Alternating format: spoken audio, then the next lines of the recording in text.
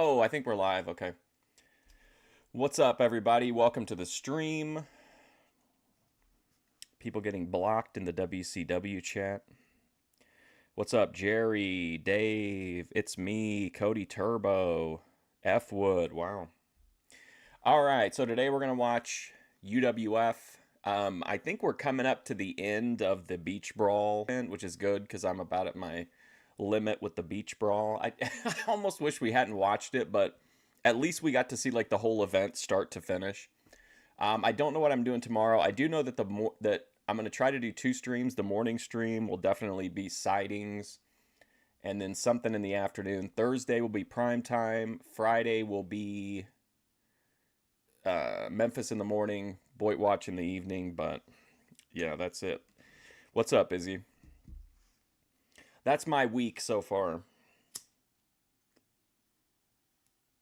I was in the Thorpe chat earlier, and I don't know if it's like I don't know if it's new people in their chat or what, but some of the people were like really upset about like a pretty light overall struggle session, but I thought that was kind of funny. Please stop bullying Beach Brawl online. I just feel like we just watched it and now we're getting... I do like the interviews though, like at whatever hotel they're at or wherever they're having those interviews at. Anyway, I think that's it. I think that's all I have.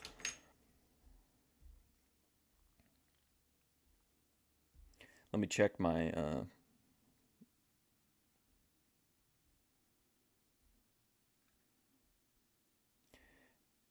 yeah, I think that's it. I think that's all I got. I have a lot of interesting people to look at for Boyd Watch Live. All right, yeah, I think that's it. All right, let's get going here with Herb Abrams UWF.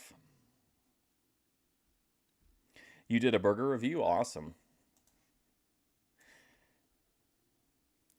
Luna. My chat, I hate this chat filter. What's the point of it? I don't understand. What's up, G? Thanks. Luna's haircut? It's not a haircut. It's she just got her hair dyed, I think. Luna, why did you take down the video, the first hair video? You want to make something clear. Brendan and you are not dating. I'm okay with that, but you did tell us that you were in fact dating. But I will take this new information to heart, Luna. Hello once again, everybody. Welcome to the Universal Wrestling Federation Fury Hour. I'm Craig DeGeorge with, as always, the living legend of wrestling, Bruno Sammartino. Folks, you are in for a treat. Some of the best matches from the Beach Brawl. It was an historic event. And Bruno, I know we reflected on it, we've talked about it. The fans will get to see it now for the first time. Your thoughts on it? This has to be one of the most impressive that I've ever seen in all the years I've been in wrestling. And yes, these folks are going to be in for a real treat, so be sure and watch, because you're going to really be excited by some of the great matches that you're going to see. The first time, I should say, on Sports Channel, of course. We saw a ladies' championship. We saw some great tag team action. And, of course, the main event was the heavyweight championship win. A lot of very memorable things happened. Absolutely. What a phenomenal match. You are done day drinking? Well, for now. Whoa, he is polygamous. He is polyamorous, I think, right? He's not polygamous means you marry them, right? Not just clap the cheeks. You actually have to put a ring on it. But you're saying, Luna, that basically you don't want to be with somebody if he's tapping other bitches, right? You want a monogamous relationship. Anticipated this was going to be great, but it certainly went even better than I expected. It was absolutely done phenomenal. drinking right, today for show. now.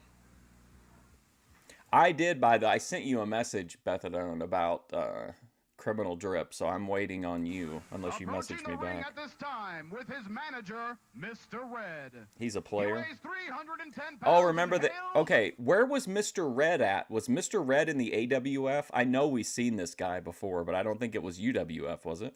From the Soviet Union, he is Boris Zukov. That's good, Luna, and it's a good sign. I think it's a very healthy sign that even though you're kind of wanting a new boyfriend, that you see a red flag and you put the brakes on. That's a very healthy, instead of being like, some women would be like, oh, I can figure it out after the fact. But that's good that you saw something and you're like, nah, I'm out.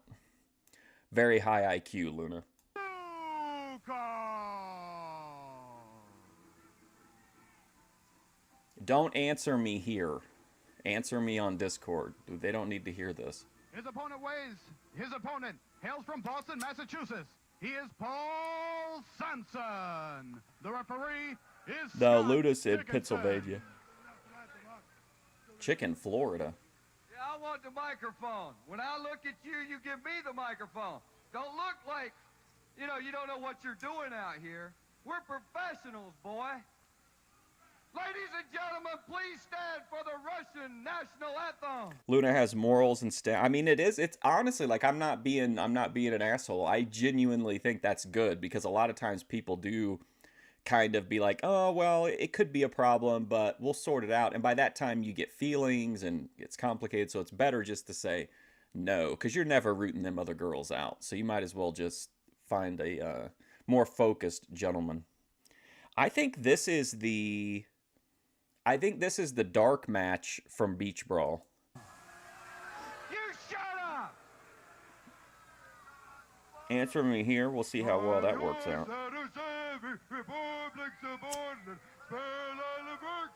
Sounds like the Swedish Chef.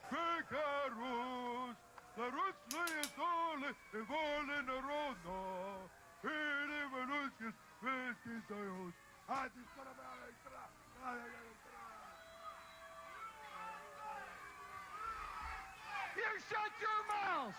I don't want to hear that today! I don't want to hear that garbage! You shut your mouths! Bobby Eaton's... Yeah, I always think about Bobby Eaton when I see him.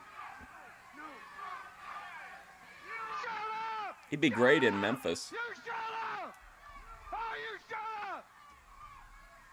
What's wrong with you people? Hey, boy, I will tell you, your butt's mine! Oh, yeah, F Wood. Tracking. I can't drink anything yet. Craig DeGeorge with the living legend Bruno Sammartino as we get set for... Luna, if you're still here, please help me understand why you took that stream down. I'm not asking you to put it back up again, but I'm just saying, like, I'm interested because I watched most of it and it had some really good, it had some funny parts in it. Did something happen later on in the stream that was a problem? Is it because I asked your sister's boyfriend if he was Amish? Zukov to the right of your screen, and you look at Paul Sampson, 242 out of Boston. Paul's going to have his work cut out for him, Bruno. Look at Paul Sampson. What a neat little guy. Zukov, of course, weighs a little over 300 pounds, and Simon only to about 240. So, be interesting to see if Paul Simon, what he can do against a guy so much bigger and so much more experienced. And you see on the near side of your screen, that's Mr. Red, the manager of Boris Zukov. And he'll be shouting. It's not like it's anything like spicy. It's just stuff that you probably as a viewer might not want to know until the episode happens. Good look at him there. All right, thank you, Beth. South Carolina, who has picked up a couple of Russians. He also has Ivan Koroff in his stable. One thing about Paul Simon that he's doing, which is smart, and that is that he's trying to... Other people were bullying your family. Well, do you mind if I post a clip from the very beginning for Boit Watch Live? It doesn't have any bullying in it. It's just where you're talking, I'm talking to you and talking to Brad, I think, and the pregnant hairdresser. Is that all right? You can't, in my version, you can't even see the chat. You can only, but you say my name so the viewers will know you're talking to me. But it doesn't have any of the bullying in it or anything. Quickness. Since he is so much lighter. Let's see. There he ducks again, gets behind him, and takes it back to the back row. Good takedown, but can't put him away. All right, thank you, Luna. But you know, Craig, so far, this Paul Simon's using his head. He's trying to use his speed to get around it. But now he just got caught with a boots midsection. Goes after him, and the crossbody block. I recorded about, I think I have like a 15-minute clip maybe, or 20-minute clip. And he can't put him away again. But two good chances there for Sampson. Jan Terry. I found this guy. I don't know if we'll ever watch him on Boit Watch because I don't know. I don't really know. I mean, there has to be. I guess we could watch him one time just to establish, but his channel is called Music Without Borders. It's like one of the most pretentious things I've ever seen, and I don't really understand I don't really understand anything about it. It just looks like it's just an elder Gen X guy, like, bobbing his head up and down. And again, only a 2 count, Bruno. And boy, if this was a game of 2 counts, it would be a very impressive outing for Sampson. Your old friend Skit. And I might add that this Paul Simon picked up the big man, Zukov, at over 300 pounds, and he picked him up with ease and slammed him, and I think that surprised Zukov a little bit. And it didn't do much for his manager either. He seemed very up. I went to Brad's other social media, Luna, and his, like, he does, like, lip sync videos. I was cracking up. Upset. Yeah, Zukov going over for some counseling now with his manager. You had to redo the video. I remember you put up I saw you do a second one. Gonna step back in there.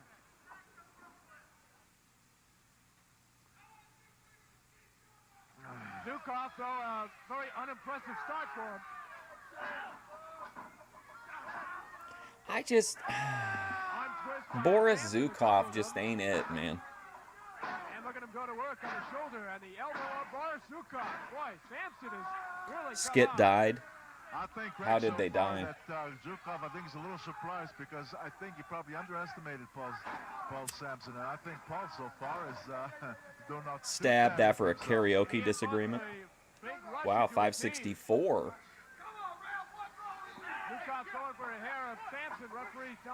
Do you guys think Eric McHenry lost a single subscriber and that's what caused him to make the video that said he apologized? He thought that he had made people mad by bringing up the fact that he's going to get a haircut in a month and that's why. But I have to think he probably lost a subscriber because the way that he phrased it was as if he were talking to a singular person.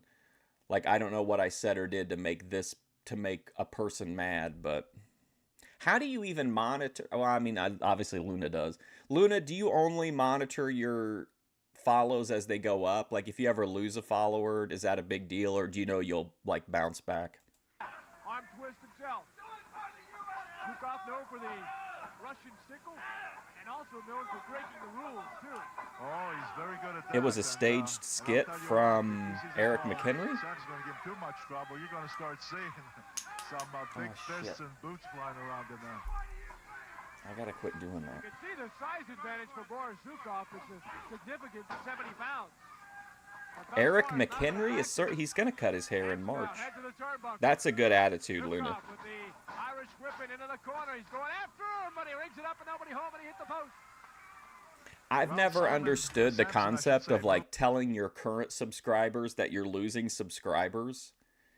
It's like every time you go to like a grocery store and you're like a good customer and you're, they're shopping and then they're like, oh, listen, this other guy, he quit shopping here. It's pretty grim. I don't know what we did. I'd do anything to get him back. Like, instead of being like, oh, I have all these other customers or viewers or whatever. Moved out of the way, and boy, that Zukov really came plowing what exactly can a viewer that's already watching you and already subscribed to you do to help you in that scenario? Frame of his, and his shoulder went right against his steel post. Now, better not cut that hair, boy. On that left arm. He's working a little bit on the shoulder. Sure, take advantage. He hurt it himself. Now stay on it. Stay on it. I saw that. From that he can work on hard. Brad is a real character. He looking like Spike Dudley. Boris Zukov, it is over a 9. How big is your head? You don't pay attention to the numbers. You're just always grateful. Are you talking about viewers or body count? Announcers have big heads too. Is that right? That's what they not. Well, don't look at me. Yeah, I don't know. I never heard that, Craig. But Boris Zukov probably would be a very good broadcaster or an actor, I guess, if you look at his head anyway. Sampson has continued to work at least in a consistent fashion, Bruno, with the arm twist. But again, he may have had his best opportunity for victory early in this match. Well, there's no question. Up to now, at least, he has done quite well for himself. Although right nice on the receiving end. And let's see what Zukov does here now that he has him somewhat weakened. Headbutt, wow. Headbutt, wow. That is some headbutt. We're talking about Boris Zukov. No, the new Brad is great. He's a real character. It's one advantage that Zukov he's on Twitch, and he does, I think, TikTok, but I don't do TikTok, and I think he's right now. He said he's only able to stream like just the game. he doesn't have any like streaming equipment. Like he doesn't have a camera or a capture card. I think that he'll win out on this one. Yes, and they tell the tape you'd have to give the check to Boris Zukov on that one. Knocks him outside the ring, and Zukov now prancing around like he won the fight. At Frog's Hollow. Zukov is very proud of his achievement. You hear him come over here, he says, how'd you like that? How do you like what I did to this Paul Sampson? He didn't come over a few minutes ago, though, did he? Good arm chop to the neck. Let me see what And that knocks Beth the hairy Adone beast said. off the ring. You know, I always wondered, is it wise that the wrestler should want to have such long hair? I mean, you know that you're going to be in for some hair pulling. Doesn't really have that wrestling look, but look at him from his knees. Couple of good Okay. shots in the midsection. And obviously, you hurt Zukov. Beth, do you mind if I present something to the chat about one aspect, not of anything that we have agreed to do on a show, but something that maybe we disagree whether we should do on the show? Hey, listen, this Paul Sampson, give him credit. He was taking quite a few hard blows there by Zukov. Well, let me ask you guys this, and be completely honest, because it is a very self-indulgent show, but at the end of the day, like, it is for you guys. So regardless of who's right or who's wrong, would you prefer that Criminal Drip not focus on dead kid cases? Zukov, look at him right now. Right now, Zukov on the receiving end. And Sampson's looking pretty good right now. You walked to the liquor store? Nice. I love Orange He Fago. may cover him here. There's two. No. That's about the fourth or fifth time, Bruno. He's only been able to get the 2 counts. Small packages of lateral press. Not enough again. Let me give you a little bit of context. So I'm picking the next 2 topics. The next one is Slender Man, and then, as I've said from the beginning, episode 3 is going to be Grace Thorpe, Fresh and Fit Scam. But after that, Beth's going to take over. So I told her I was okay with that. I said, you can pick the next few episode topics, but please not dead kid focused stories. So then she says, what do you mean by dead kid focused stories? There can't be any dead kids? Are you for real about that? LOL.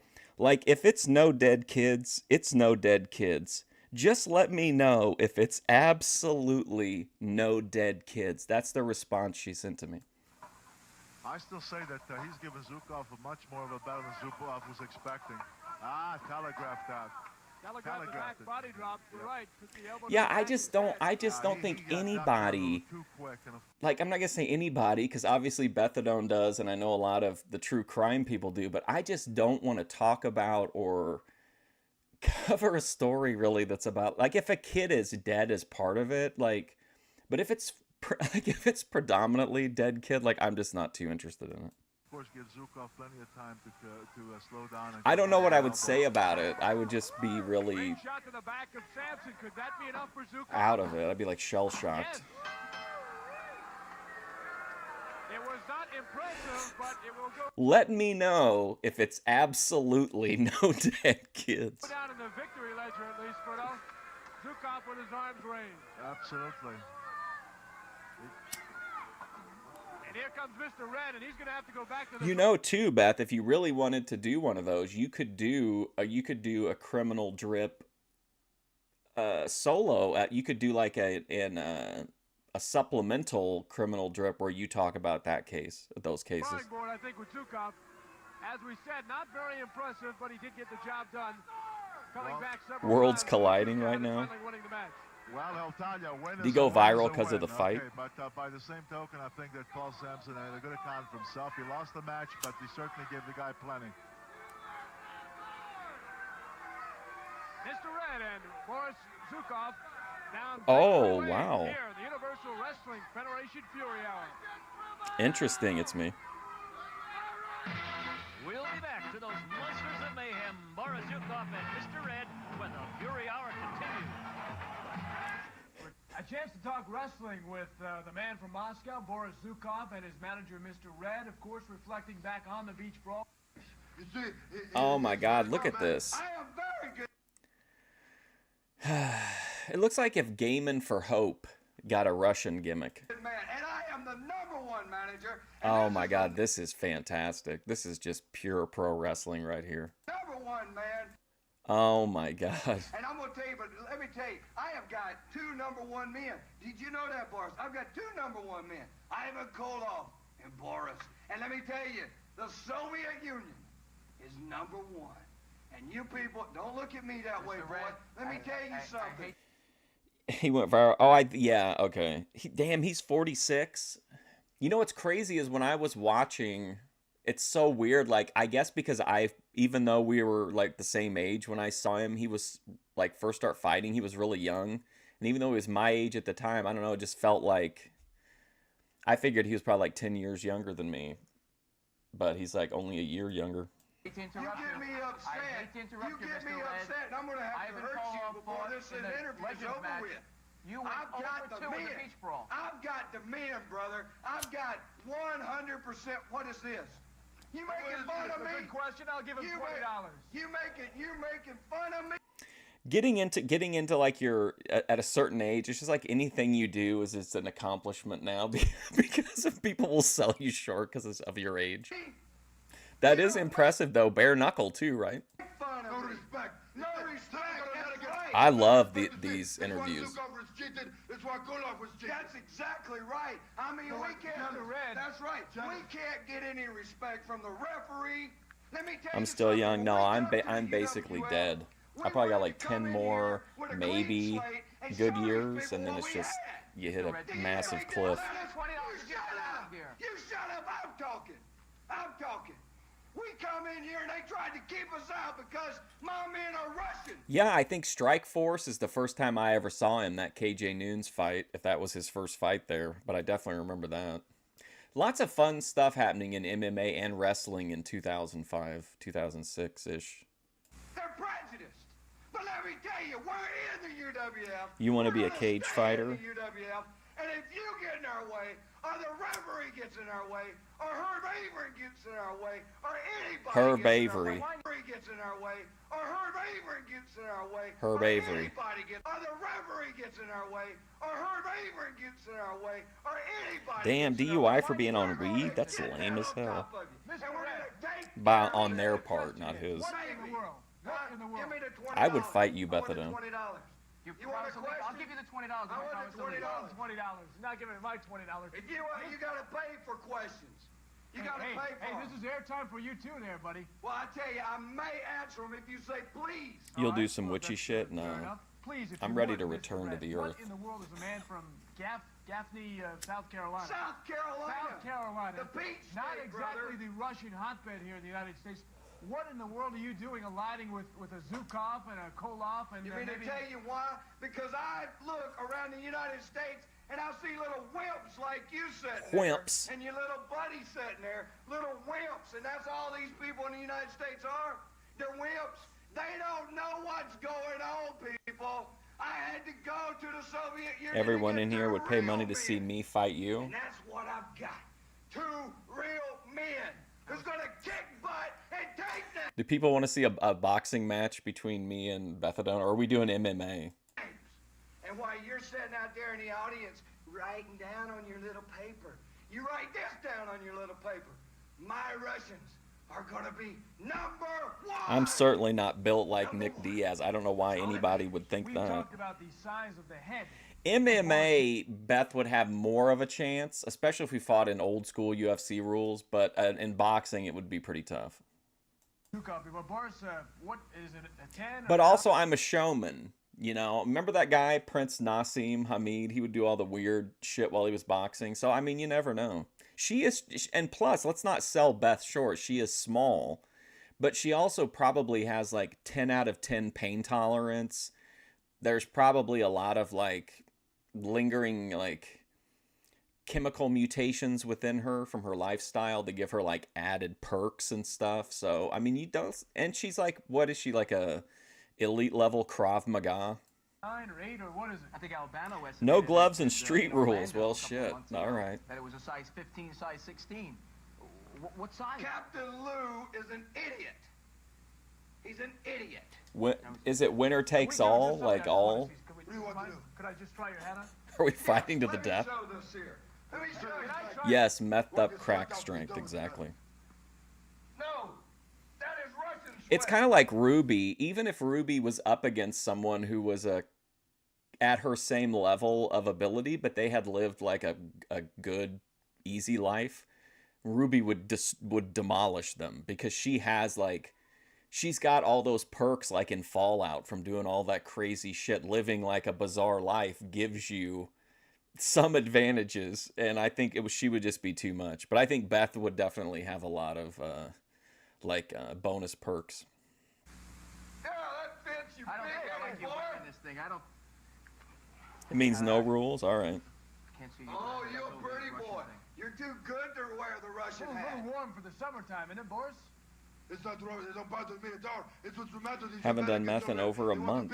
In the air conditioning. You see, I have a little suntan too, but you see, I'm not like these lazy Americans. I go out and work in the sun. I have to work for my food. It is not. You know what I mean, though? That's why I've always thought it was a terrible idea for Grace to interact with her, like in any kind of aggressive way, because their worlds are so different. Like Ruby's been out in the wasteland and done battle and suffered. You know, Grace has her psychological damage perks, but it's just not the same. Like her sheltered, isolated lifestyle would get overwhelmed by Ruby, I think.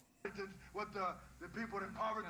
That's right. That's right. Give it for free, right? Well, he's down to about $5 now, looks like, Mr. Red. Oh, you shut up. I got more in the bank, boy. Here, put that in your pocket and take that lady out. Take another lady next night out there, Boris. No, I mean, if we were in a real fight in a cage like that, I mean, you'd have to think of the crowd. So like I would try to like, you know, I would kind of spice it up a little bit, you know, a lot of like holding her forehead while she swings her arms to try to hit me.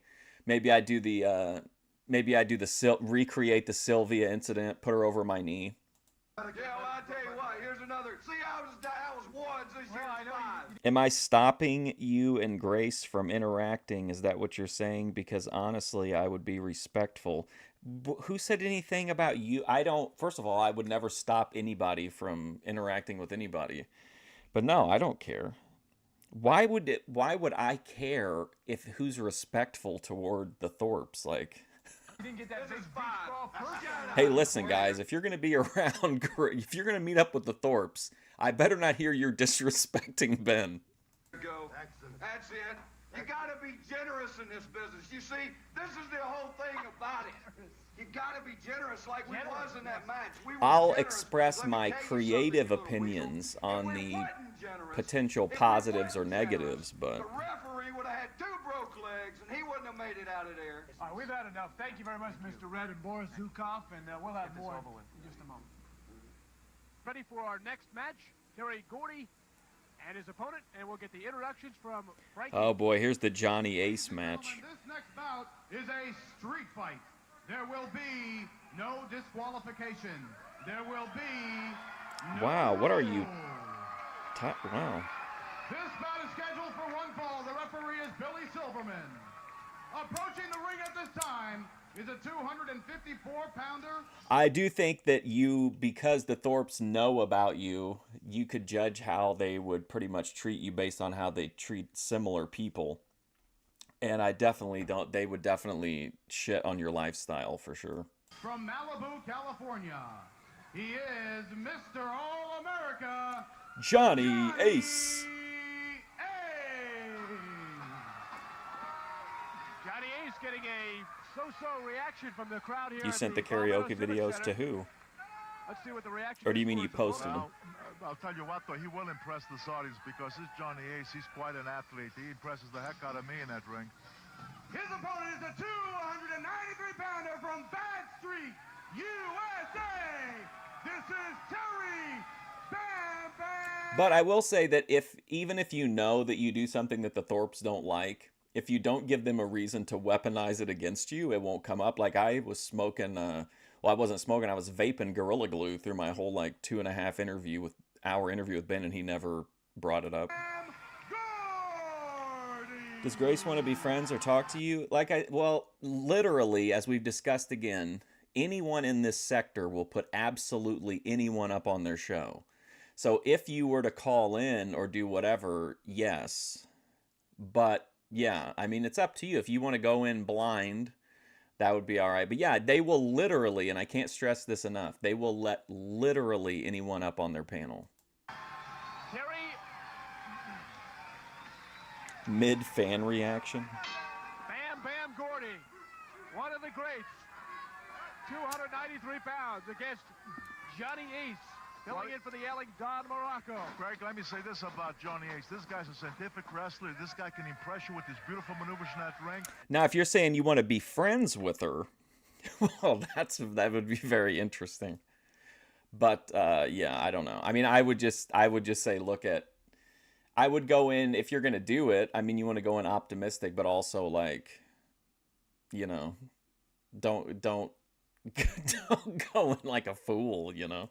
But unfortunately, he's not going to imagine too much of that. This is To what end, though? He is as rough as they come, and so this is going to be right. Like, I always wonder this, and since we have you here, like, I always wondered what made Ruby want to meet up with them in the first place, because she knew their history, she knew their chat, she knew that how they felt about people who had done some of the things she had done. And I always wonder, like, because that comment you just made, you're not offended if they don't like you, you can handle intolerant company. Like, what I mean? Like, that doesn't make sense to me. Like, as a viewer, I would wonder, like, does that make sense? Like, what's the motivator if you know you're in a situation where people are probably not going to like you? a tremendous bout, but I'll tell you what, it's going to be... Grace would get along well. That's right, Gordy. Well, Grace will get along with anybody, like, to a point. He was going for the atomic drop, and somehow in midair, the All-America, Johnny Ace, able to turn it around. But now You would probably like struggle sessions because you like to trauma dump. in trouble on his shoulders and able to spin it back. The referee saying only a 2 count. Greg DeGeorge, the living legend. I will tell you this, Craig. If Terry Gordy, as tough as he is, not taking anything away from him because he's a tremendous, tremendous wrestler. But if he met this Johnny Ace on a clearly, purely scientific... Well, and when I say be around someone that doesn't like you, you would be approaching it from like a legitimate stance. Not like, oh, well, I'm a hate watcher or I'm going on like, you know, to confront them about something. But of course, Gordy, not that he's not a tremendous wrestler, he is, but he's such a rough, he's a rule breaker. And oh, did it cut out, really? Oh, no. Shoot. the question is, will John... Hang on. Did it come back on? I'm trying to figure out what happened.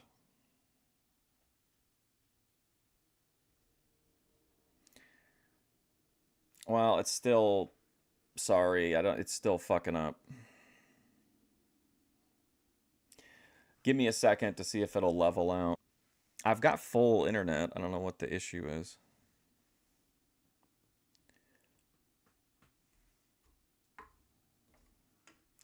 I'll just say this, if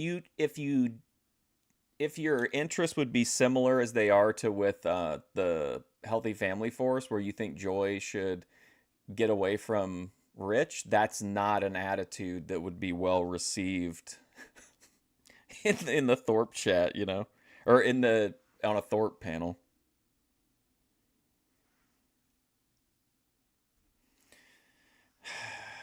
Sorry, I don't know what's happening here. Yeah, they'll let anybody come on the stream.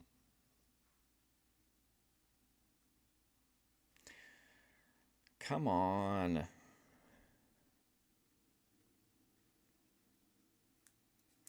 think it's getting like worse too. But yeah, they'll talk. You can panel with literally anybody that you see on Boit Watch. You could probably panel with the exception of like any people that are racist against white people. I don't want to curse it, but I'm back up in the green. I have been up in the green for a minute. The clip of Dutch Mantel's hair blocking the Wi-Fi. I do feel like at least recently it has like it might cut out, but it cuts out briefly. I haven't had to like end a stream in a minute. All right, I think we're good. Sorry about that. Johnny Ace be able to match him in that department, because that's going to be a big, big factor in the finale of this match as to who's going to win it. Johnny Ace with a side headlock. Of course, Gordy has no stranger to the championship belts. He has held a singles title in Japan. He still currently is with Dr. Death Steve Williams, the tag team champion, all tag team in Japan. Well, the Thorpes love to talk about their lore. That tells you about the UWF to have the caliber of wrestlers like Terry Gordy, and of course, Johnny. I was dropping like 10% of frames for a second. I think he's just a tremendous athlete. And I don't know what that means though, practically. Only given the proper opportunity to show what he could do as far as his wrestling maneuvers. This guy is just great. Gordy picked up wrestling from Lou Thez. You know that name, right? Absolutely, one of the all-time. Damn, bro, Lou Thez. Oh, beautiful flying. Cross body block flying off the top. I don't really like to panel. Like, I really don't. I don't really find anything. Most people in the boy don't want to have an honest conversation. They want to have either a gotcha conversation or like some kind of weird desperate Hail Mary for a viral moment kind of thing. So I don't really enjoy paneling. I don't really like to collab that much, to be honest. Very few people. Not enough to get Gordy. And he takes a good right hand from Gordy. What a talk shot. about a street fight. That's one of those things they'll let go. Yes. Johnny Ace again did a beautiful maneuver there in that flying body press, but then again you see the Gordy, who knows every trick in a book, and he really caught Johnny Ace with a tremendous blow. Ace is shook. There's no doubt about it right now. He's Vince's number one man. Oh boy, what a clothesline. He may cover him here. Lateral press. No. Oh wow. 2.5. I thought he had him. That clothesline it put every. Don't you think it's so funny that Vince McMahon was, you know, having his, you know, dalliances, and then whenever he was finished with a woman, he would give her to Johnny Ace? I think behind it, Gordy did, and to his credit, look at Johnny Ace. He's hurt. There's no question about it. But hey, he kicked out. He's still in there. Hey, we're having some fun here. We hope you're enjoying it. Craig DeGeorge with Bruno Sammartino live from the Beach Brawl in Palmetto, Florida, with our entire UWF crew. We hope you're enjoying it. We've got some great matches to come, and certainly thus far we've seen a couple of good ones. The Blackhearts, and now Terry Gordy against Johnny Ace. But you know, Craig, this is anything goes. Yeah. And I think that Johnny Ace would Like, be wise. can you imagine if I joined like a Sarah the Tomato panel and somebody's real heated about something that they clearly are just stating an opinion on, and then like, what do you even do? I don't even understand why people would want to argue with each other online. Just to leave his wrestling. If you're, unless you're doing it from you're approaching it from a, you know, chaos perspective, I guess. You know, out of it right now, because this guy here is going to do. I will never be in the same room with any of the people from the boys. His son Gordy is. So you got to meet him. In Maybe his own game. Vinny, As you'll Slugga, see, and goes John. That'd foul be and about foul. it. Because Gordy, you know, you tried to do a clever maneuver on him, he's going to meet you with a boot, Johnny with an elbow, Deuce. with anything. Arm chops back and forth. Ace trying to mount an attack here. Now a side bear suplex. Back to back. Damn, that looked nice. Now a side bear suplex. Ooh. Back to back. Now that was a beautiful suplex against Gordy. Make no mistake about this guy. He's a rule breaker, but he certainly knows his wrestling. And in You fact, argue if all they the had time. to, What are you if the talking rules were about? such they had to go strictly by the rules. With both the talent that these two individuals have, you could have a phenomenal scientific match. I'll tell you what, so far, although it is listed as a street fight, it has been a pretty fair match. And In fact, look at this. Why Here's is it a close street driver. fight? If he can knock, this could be it right here. That's the power bomb. If he can get it going. Ace is fighting it. He's going to try to backdrop him. What about you in the gathering? That's a pipe dream. Power bomb, I'll tell you, that is as effective as the military at the U.S. showing. Ooh. Power bomb him. Instead, he drops him down to his back, and that may be enough. No. Wonder why they let him kick out of that. He drops him down to the bomb, I'll tell you. That is. This just to me looks so much more devastating than like a million, like, Brock Lesnar style power bombs. Like, I don't know, there's something about it when it looks like the guy's just being like dead weighted into it. It just looks so much more brutal. As effective as the military at the U.S. showing in a big fight. He doesn't power bomb him. Instead, he drops him down on his back, and that may be enough. No. No, you don't They fuck. kicked out. Wow. How about that? How about that for a guy that just took a tremendous blow that many are... It's all sloppy seconds if she's not a virgin. Well, I think there's like technically there's got to be a cooling off period. But especially if you're literally, you're saying like this girl serviced my sexual needs for 6 months. I'm giving her over to you, pal. Here you go, Johnny. Oh, thanks, Vince. Wrestler would have took a count of 3 on that one, but Ace, yes, he's hurt, he's shaking up, but he's still in there. Still I'm gonna fighting make back. you cry. It's been a heck of Oh a my matchup God, you so were far. so dramatic on your stream the other day. You were like, this is, all these guys are in here trying to pay attention to Beth and like get her attention and her, approval and validation. And she's like, well, I've messaged Mark like 18 times on Discord and he hasn't gotten back to me. And now I feel like he's mad at me. And that's like the absolute last thing any of those people want to hear. Wow. Gordy and Ace. The fuck was for emphasis. You do like to argue though. Now hooks the leg. Well, you do argue. Woo! That was too close. But again, Ace managed to kick out. And I'll tell you, look at Gordon. He's complaining. He's saying, hey, that count was a little too close. All right, Bethadone. Nonsense. Johnny Ace got out in time. He beat the count. Great match so far, I'll tell you. Yes, sir. Outstanding matchup. Into the turnbuckle. There will never be a Boycon. Foot to the face. I don't see myself ever doing an IRL collab, to be honest. Gordy is taking too many things. Clothesline. And flopples over, and he may be on Queer Street Look right at now. Ace. He's all fired up. Like, He's on. come Oh yeah, we Get had up. the whole Waste Queer time. Get Street in there. discussion. Go for the attack. He's from Bad Street, USA, but I think he's on Queer Street at this point. He's in Queer trouble. Street, In the USA. ring. Another drop kick, and this one knocks Gordy out. Drop kick, but what a fantastic drop kick. Look at, oh, he went Flying for a body elbow. slam. And they landed on the cement floor. Oh, boy. I'm not sure if he went for an elbow or a body press. I But, don't know if he, I'll tell you what, he may have connected with the cement, Bruno. I think I would be much more interested rather than an IRL. I mean, I wouldn't mind like going to meet somebody to do just like a sit down interview or like a focused like documentary on that person, but I wouldn't want to like be doing the OPC or the Jeremy, like, dancing for donations and stuff like that. He came flying out of there. He thought he had Gordy Queen in his Street. palm. Now Gordy's taking him out for a ride here. And he's going so far. Oh yeah, I He's gonna remember pick him this. up. Nah, I remember well, of course, all the look, brawling. The referee can't do anything about it because there's no disqualification. Oh, he's got it Anything and everything DQ, goes. doesn't he? Or double count out. You can see there the blonde-haired Ace was trading rights and lefts. That's what it And was this thing forever. is Whenever on his someone would feet. get loopy, they'd say you were on Queer Street because your legs were funny or moving funny. 16. I think they're down row A. And seat 1 and 2. But I'm seeing the blonde hair of Johnny. Well, Ace. It seems Clarence like isn't he's gonna ready go to anywhere throw where there's some white good people, lefts and rights. so Right now, I think that's Gordy not might be my on the receiving choice. end. It's very hard to see That's from it. this point. That's it. Uh-oh, the bell rang. That Now, wait is a it. minute. There's no disqualification here, is there? Listen to Bruno. He's like, this is a street fight. How can you get counted out or disqualified in a street fight? Let's see what the referee calls here. Well, they may be a little bit of a different interpretation of the street rules. Silverman, on the count of 10, has counted out both wrestlers. Also, there was a count. Counts them out. Okay. Well, It is that's ruled a no contest.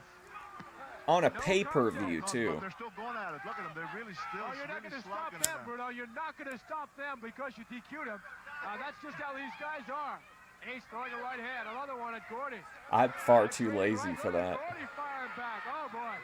This Hey, is I'll a tell you, slug. this is a toe-to-toe slugfest, and look at these guys going. I'll tell you what, they don't want to stop. I'm afraid they better send somebody to break these two guys up. Get because these they're kids just away gonna from keep at it. Terry Maybe Gordy. that bell rang, but they're not going to stop. Tell you what, we're only one state away from the heavyweight champion, Evander Holyfield, and he may be looking on and worrying about. Grace doesn't keep a Mr. sheet on Gordy her bed either. That's or kind of Johnny surprising. Ace with, the impressive For me, arsenal of I punches. figured she would have one. They're still going at What's it, up, Bruno, Parbs? some 3-4 minutes after the call by the referee. They're going at it in a really one heck of a pace. I mean, these two guys, they don't care if that bell rang or what the referee's going to call the decision. They're out to prove. I to always this have a audience sheet on my bed. who's top dog here, and they're just going to keep it up till I think somebody thinks that you will have achieved that. What are they even doing here? Gordy obviously is showing no compassion for our lighting people here, Bruno. And Showing no Johnny Hayes. compassion for the lighting Up crew. in the upper rows of this stadium.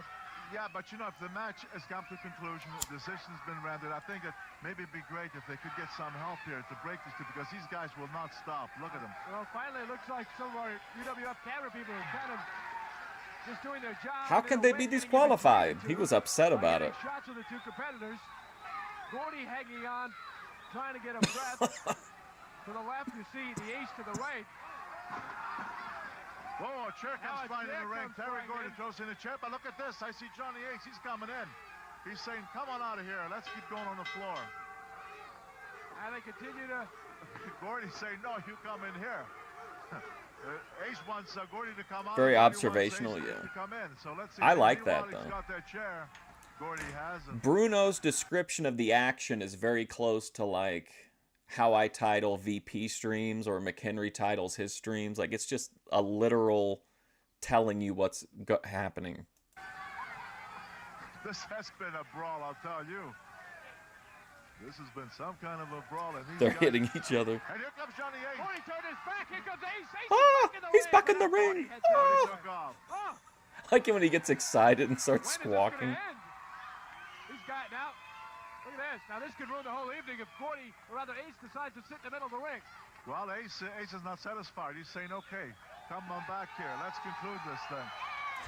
The heck with the match being stopped. He's saying, let's see who's the better man. Gordy has gone back to There's the Gordy. spot where they were wrestling, up in section 16, row Yeah, 18, but I think 1 and Gordy's 2. making his way back. 1-900 hot I think Bruno. He's coming back toward the ring. I think he's coming back to meet the challenge of Johnny Ace.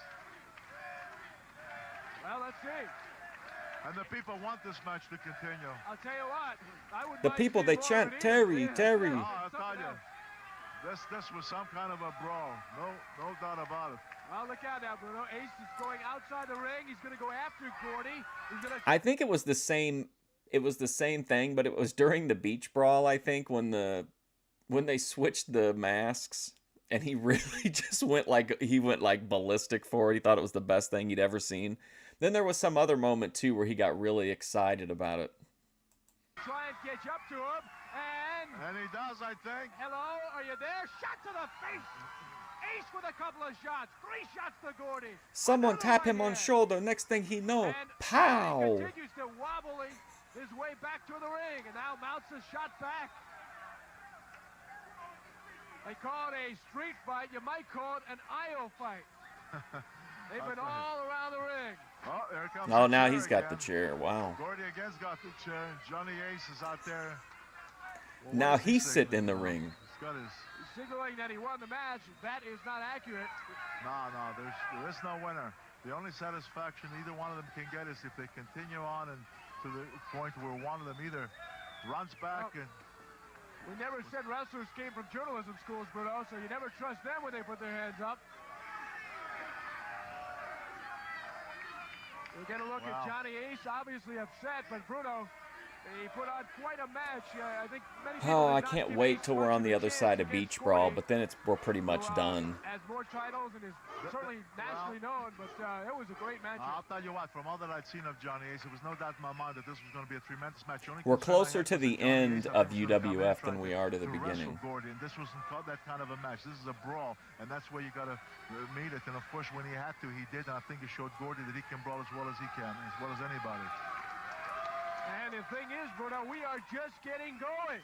We've got Yeah, more Gordy now has the matches to chair. go here on the Beach The Brawl. table have turned, Join us on George. pay-per-view around the country. There you Here's go. a shot, as you see, Oh, on the replay man, of that a was flying nasty. maneuver by Johnny Ace going after. Like, why? What is the why? The place is half empty. This match has no build. It has no heat. There's no personal issue with it. Why do a move like that no one's going to care about and is like a huge injury risk? Terry Gordy. And he really went flying out there, didn't he? Do I think Bruno thought that? Oh, gosh, yeah. I mean, probably. Who knows, though? He might have just shown up, believed everything that Herb told him, and just did his job. Maybe he seems really happy, and he's not a very good actor. He seems to be having a really good time. Maybe he's thinking like, man, we really got something here. With a 30-minute time limit. The Killer Bee, they switched the mask. Legends match. Approaching the ring at this time, accompanied by his manager, Mr. Red. Oh boy. 75-pounder from the Soviet Union. He is the Russian Bear, Ivan Koloff. He thought being on the mic was a big deal.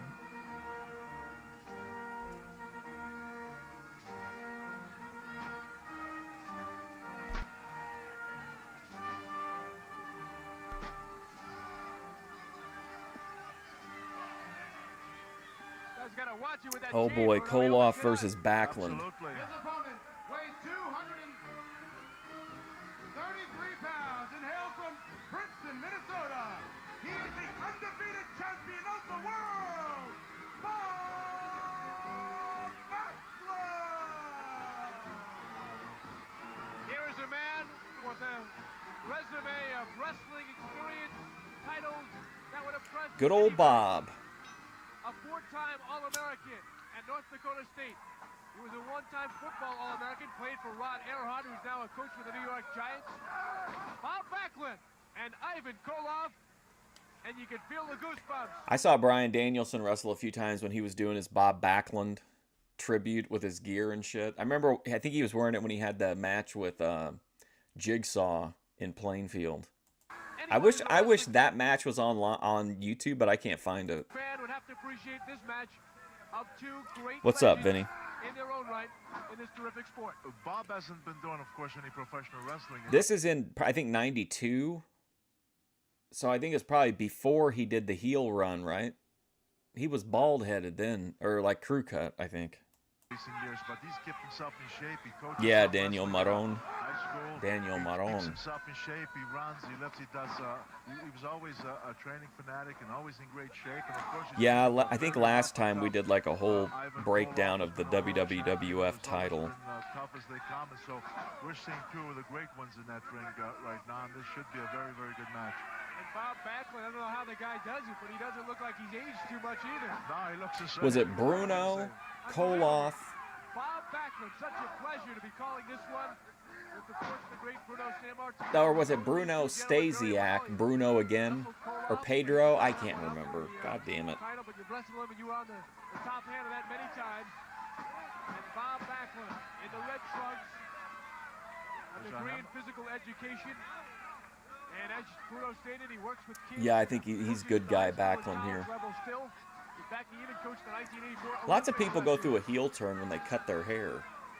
Koloff, good arm drag, takedown on Backlund. Short arm scissor. Now let me see what Koloff is going to do. You know, this a maneuver like this, Backlund was good at this to where he can maneuver his way, use great leverage and strength because he's a very strong guy. And he can actually, let's see if he'll do it. He can actually turn this over and actually wind up picking up. That's exactly Koloff. what he did, Bruno. That is exactly what he did. Hey, what? Turned it around. What's the ref Now he doing? picks him up. He picked up Koloff, who is 200 Whoa! pounds. What strength by Backlund. Look out, he's on the top turnbuckle. Let me right safely above him. place you up here. One shot backward, Bruno, and you better hit the gas. Ooh. Eyes open. I wouldn't want that 260, 70, whatever. It's back drop by Backlund. Drop, nicely done. Bruno put Bald that head heel equals in heel? reverse, just in case. Backlund into the turnbuckle.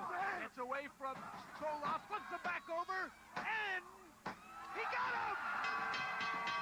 Thank God it was a short match. All right. Bob Backlund, folks, has not lost a step. Bruno hasn't said anything about Ivan beating him yet. And that Bob Backlund smile that you see it so often. There he is, Well, Bob we with know it top went rope. Hogan Come on, backwards. It folks. went Hogan, Congratulations, Sheik, Bob. Look at Backlund, this beautiful maneuver. Look at here. He takes, Superstar, Now Bruno. watch this. He does a bridge there, but he's got Koloff hooked in such a manner. Koloff just couldn't kick out. Stasiak, But it was just after that 3 count. and there's Pedro, no much to Backlund got the pin. Ivan Koloff, Bruno Sammartino, right? Textbook wrestling. That was an insane Bob Backlund. lift Koloff for is sure. angry. He's saying, "Get back in there." He looked like he was Get back picking in up there. a big cannonball. He had him all rolled up. Keep on going. Hey, why can't come back. What for? What's he got to prove now? He won the match. A very happy man. Absolutely. Why not? And I think the people are thrilled to see Bob back. Certainly looking great shape. He's like, hey, can you name all the presidents, kid? What he does in the ring with his personal joy, and he kind of, by talking to the kids, makes the kids feel like champions too. Absolutely. Now, what are we seeing here? I see Captain Lou here. Out, obviously, to say something. What are we seeing here? And the manager of Koloff, and this dates back to the cars at the Bethel Hotel where Mr. Red and Koloff teamed up on Backlund after a win. And that one, Lou's going to hit him.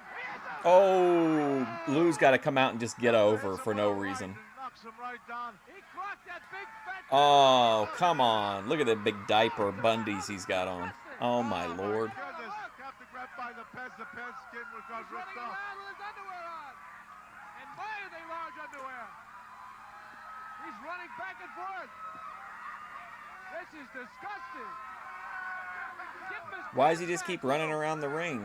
Yes, give him the pants back. That's what I thought. You got to make this audience get Give sick. him something back, please. Get some sweats on it. Oh, he's going to stamp. Oh, the captain just smashed his glasses that fell. Look at him running. Look at him running. Oh, boy. Don't Look get at him too run. close there, That's cameraman. one manager we know doesn't spend too many hours in the What's gym, the belt does he? about? You talk about embarrassment. Holy cow.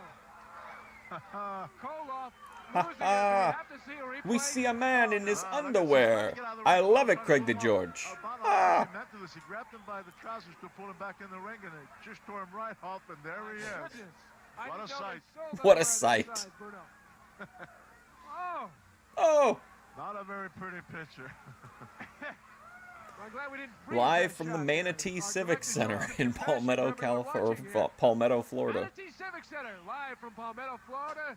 We're having lots of fun here at the Beach Brawl. Brian Ricco along with Craig DeGeorge, and another match in the Beach Brawl was a special Legends match pitting Bob Backlund versus Ivan Koloff, two former champions. Sitting with us, Craig, the manager of Ivan Koloff, Mr. Red. Mr. Red, you certainly have to be disappointed. He's having a great time. Shut up, I'm talking. Disappointed is not what I am. Gonna be screaming the whole time now. I can. This is kind of how I picture F. Wood when he starts cutting promos. No, I'm going to be a nice guy. Please. I'm going to be a nice guy, and I'm going to calm down. Even though, I mean, I've got a lot of fury in my heart now.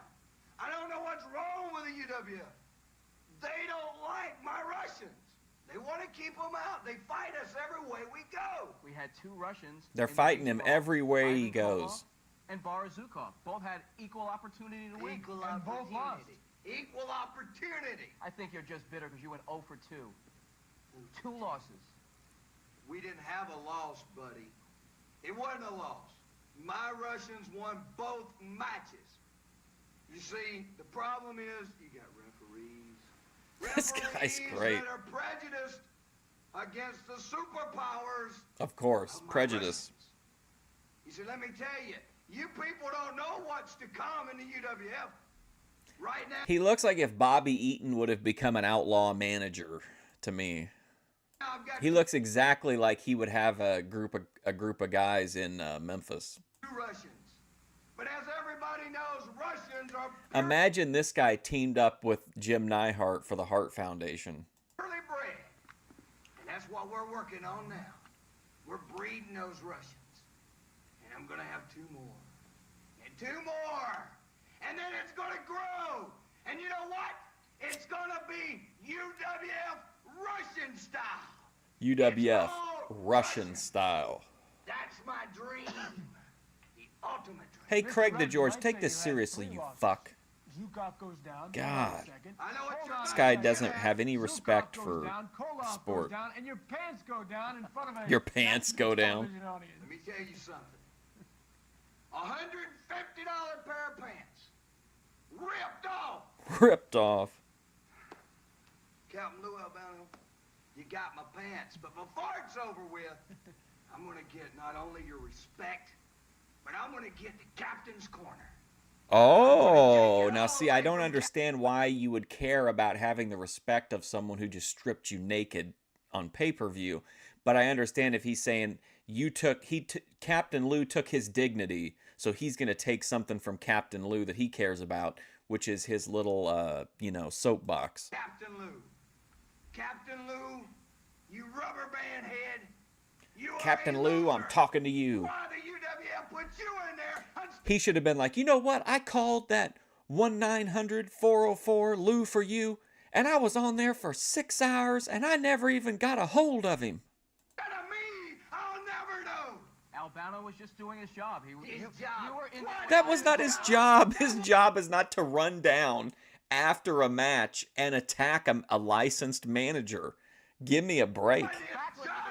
I'm getting heated. Craig DeGeorge just needs to be punched. That's quite simple. Look what happened in there. Look what happened in New York. People got it backwards. I wasn't in there cheating. I was in there giving advice to my men. I am a manager, for God's sake. I'm a manager, for God's sake. I am a manager. I was in there giving advice to my men. I am a manager. I can imagine this guy's. We were talking about somebody else talking to people at a bank the way they talk to people in the promos, and man, this would be great to see somebody like talking to a waitress or something like this in a restaurant. For God's sake, I'm giving backwards. I wasn't in Look what happened in score. Look You what happened see in New how York. people got it backwards. I wasn't in there cheating. I was in there giving advice to my men. I am a manager, for God's sake. I am the man who has to bring them to glory. Because you people in the USA ain't gonna help me. Look into my eyes real close, people. Oh boy, We're going. Oh, you shut up. John Daly. Don't look at me that way, man. I don't even like when y'all little wimps look at me that way. I don't like Look into my wimps. eyes. No, I don't like I when don't you look even at like me. you.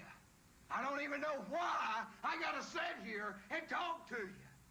Personally, I would rather get on my. This guy's a private United jet States plane and go senator home now. and never see you again. We've asked you But to I've come got on. to. I've got to. You know why? Because I've got to let the American people know. I've got to let all the American people know that my Russians are number one. Lesbian gym Stay teacher. number one. They was number one yesterday. Remember that They were song, number one Lesbian the day Seagull? before, and they're gonna be number one again. Fly, We've had some setbacks, lesbian seagull. but it's no fault of my Russians. No fault of my Russians, people. What it is, it's your referees. They need to go in and they need to teach these referees how to referee. Once you get past that, then we're going to start getting into an area where the Russians will be superior, and they'll look superior. Mr. Red, I think you've gone on long enough on this topic.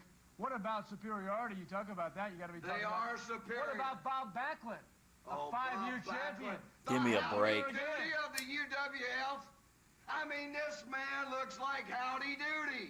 You can't take him serious. He's not a man. He showed that in the ring. Ivan Koloff beat him. He beat him. And every time he beat him, the referee just kind of acts like, I don't know what's going on. I didn't see a clean 3 count. Oh, man, it was there. I You saw know, it. I didn't see it running around. What does the Brian ring. Ricco think about it? How'd you see it? You were I so busy saw it. running I around had with a the Indy 500 for I crying had a out loud. 3 count before I left the dressing room. I had a 3 count in the dressing room. I didn't even have to put him out there. Ivan Koloff was superior. Bob Backlund was a loser. But because my boys are Russian, they go and they have to turn the channels. Welcome back, and make it Bethadone. look like Bob Backlund's a real man. He's the Howdy Doody of the wrestling world. Get rid of him. Get him out. I'm going to tell you, people, you don't know. You don't know what Mr. Red can do. But I'm telling you. Sorry about your drank emotions. What does that mean? Mr. Red's going to Your take drank his wrestling emotions. to the top. You watch. You watch the UWF, because wherever it is, we're going to be there. And we're going to dominate the wrestling profession as it's known. All right, we've heard it here. Let's see. We'll find out. Mr. Red, manager of Boris Zukov and Ivan Koloff, both losers. Winners! I thought you said you were done day Winners. drinking. The ultimate winners, because they're Ultimate pure winners. fed and pure fed. Mr. Red's taking care of them. Just Just a reminder, in the next few weeks, we'll once again bring you selected matches from the Beach And I Brawl. play hard to get? You'll Wow. see each match that happens in That's what guys say right before they try to assault someone on a pinball machine. Here from the UWF stars who made the Beach Brawl a fantastic night of wrestling mayhem. You'll be seeing a special Captain's Corner with Captain Lou Albano. His guests will be Luna Vachon and the Blackhearts. And we'll feature the strap match between Paul, Mr. Wonderful Orndorff, and the sadistic Colonel De Beers. We'll take you back in time and show you incidents that led up to such a dangerous match. Don't miss it.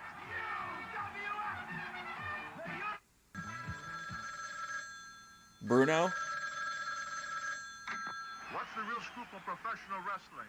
There's a Yes. way to find out. Call me on the legend line, Y900 Hot Bruno. Let's talk real wrestling. What's happening and where it's happening. I'll tell you from the inside. Call me now and be the best informed wrestling fan in your neighborhood. UWF! Listen, be the best informed wrestling fan in your neighborhood. The Universal Wrestling Federation. All right, this next episode, I think, is I think we have one kind of new episode, and I think the one after this is a best of for some reason. Yeah, Hot Bruno. Call 1-900-HOT-BETHADONE to get your fix. Clam reveal is an additional cost. Hello once again, everybody. Welcome to the Universal Wrestling Federation Fury Hour. I'm Craig DeGeorge with, as always, the living legend of wrestling, Bruno Sammartino. Folks, you are in for a treat. Some of the best matches from the Beach Brawl. It was an historic event. And Bruno, I know we've reflected on it. We've talked about it. The fans will get to see it now for the first time. Your thoughts on it? This has to be one of the most impressive that I've ever seen in all the years I've been in wrestling. And yes, these folks are going to be in for a real treat, so be sure and watch, because you're going to really be excited by some of the great matches that you're going to see. The first time, I should say, on Sports Channel, of course. We saw a ladies' championship. We saw some great tag team action. And, of course, the main event was the heavyweight championship win. A lot of very memorable things happened. Absolutely. What a phenomenal match. We always anticipated this was going to be great, but it certainly... The way they did this Beach Brawl is kind of weird to me. All right, and here we go for this week's show. On tonight's special Beach Brawl edition of the Fury Hour, you'll be seeing the strap match between Paul, Mr. Wonderful Orndorff, and Colonel De Beers. We'll feature a special Captain's Corner, and we take a look back into the UWF library and show you a match featuring B. Brian Blair and Jumpin' Jim Brunzell, now calling themselves Masked Confusion. Oh my God, I'm gonna have a mental collapse. As you look at the live shot, again, we thank you for joining us. I'm Craig DeGeorge with the living legend Bruno Sammartino from the Manatee Civic Center in Palmetto, Florida, on Florida's west coast, south of Tampa, the home of the Beach Brawl, and it has... You got yelled at and accused of being a stalker? That's and we're fair. just halfway through, Bruno. As we've got the big match coming up, the strap match. De Beers, Orndorff. Have you ever been in a strap match before?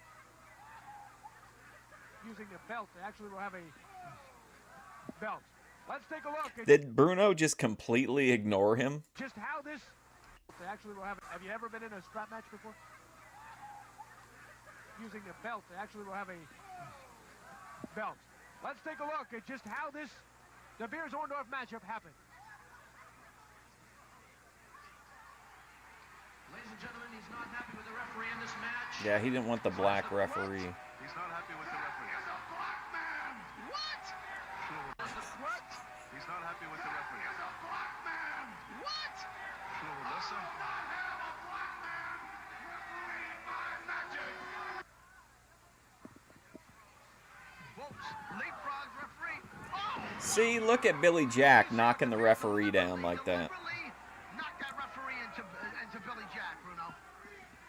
Well, the referee was in the way, and he never had a chance to move out of the way because, as you say, De Beers, I think, shoved him.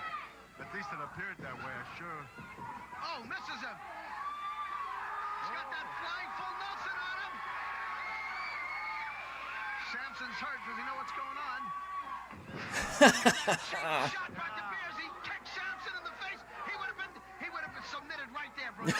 Give me a break. But don't you see? Now he caused a disqualification. He caused a disqualification here. Sure, when you kick the referee like that, it's automatic. The referee has rung the bell.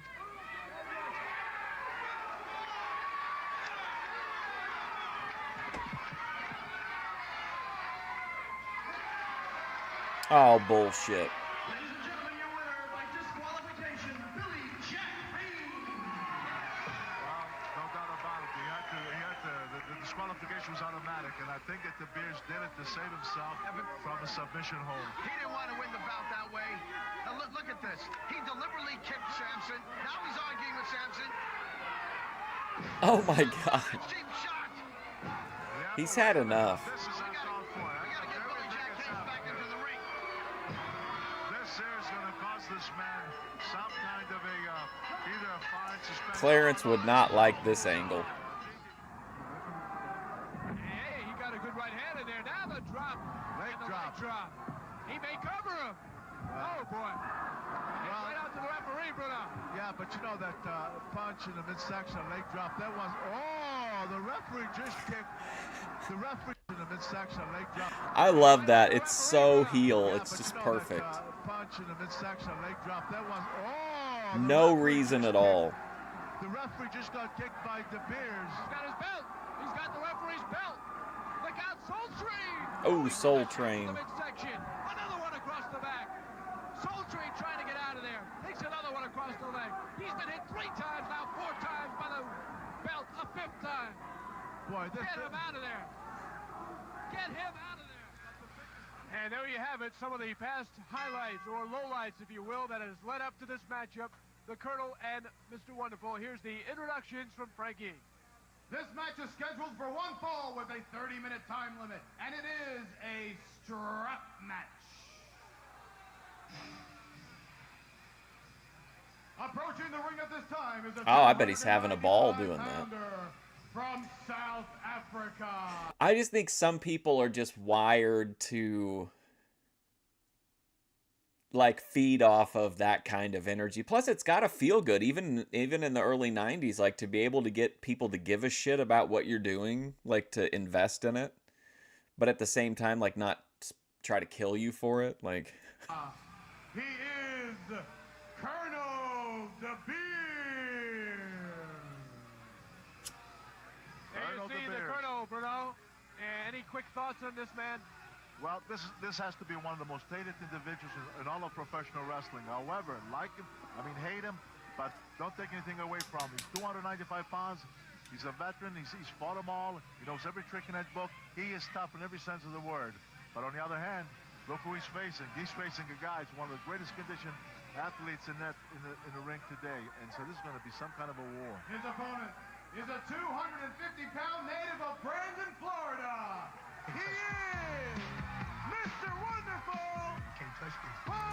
man, that's crazy. Amberlyn Reed is over 2 full Paul Orndorffs.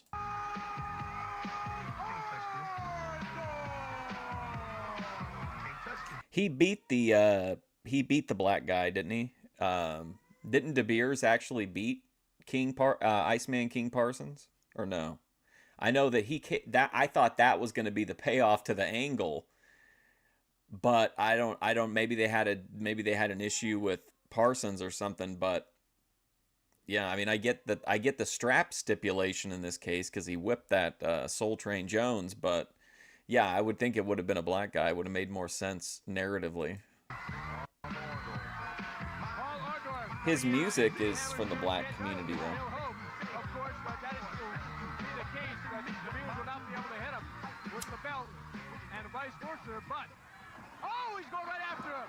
De Beers, Oh shit! Here we go. that belt is going right after Orndorff. Things are descending quickly in this matchup. Get back from the kitchen. No love lost between these two, Brain. This is a strap match. Here he goes. And he succeeded because he managed to get that shot. This is awesome. From the very beginning. And there he goes. He's on the receiving end. Look at this, huh? I mean, he's really... Look at this, huh?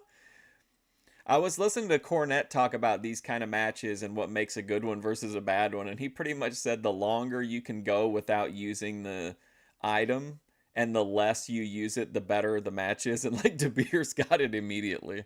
He's clocking him with it. That's about 4 shots now around the neck. That's where is the spot Bruno where it could do the most damage, obviously. Shot across the back, you could hear it. What's his name? You have to say this to Colonel De Beers. He did come after Orndorff and he caught him cold because that's the one way you can stop Orndorff, because Orndorff's like a machine in that ring. Once he gets going, he can't be stopped. And despite all this, and look at his back. Look at the straps. I don't know if the folks at home can see it, but look at the marks from that strap that he's received. Orndorff's back is taking a beating, and we're just getting started here. Missed that time. Oh, what was the midsection? Getting started here. Missed that time. Oh, was he supposed to feed him for something there? Very well trained, Mr. Wonderful Paul Orndorff. Oh man, that was pretty obvious. Trained, Mr. Wonderful Paul Orndorff. Always in great shape. Gives up about 45 pounds. Oh, there we go. There. Oh. Wow, what a comical, what a whimsical move. I'm into it now. I'm bought in. Now look at this. Orndorff's got the strap.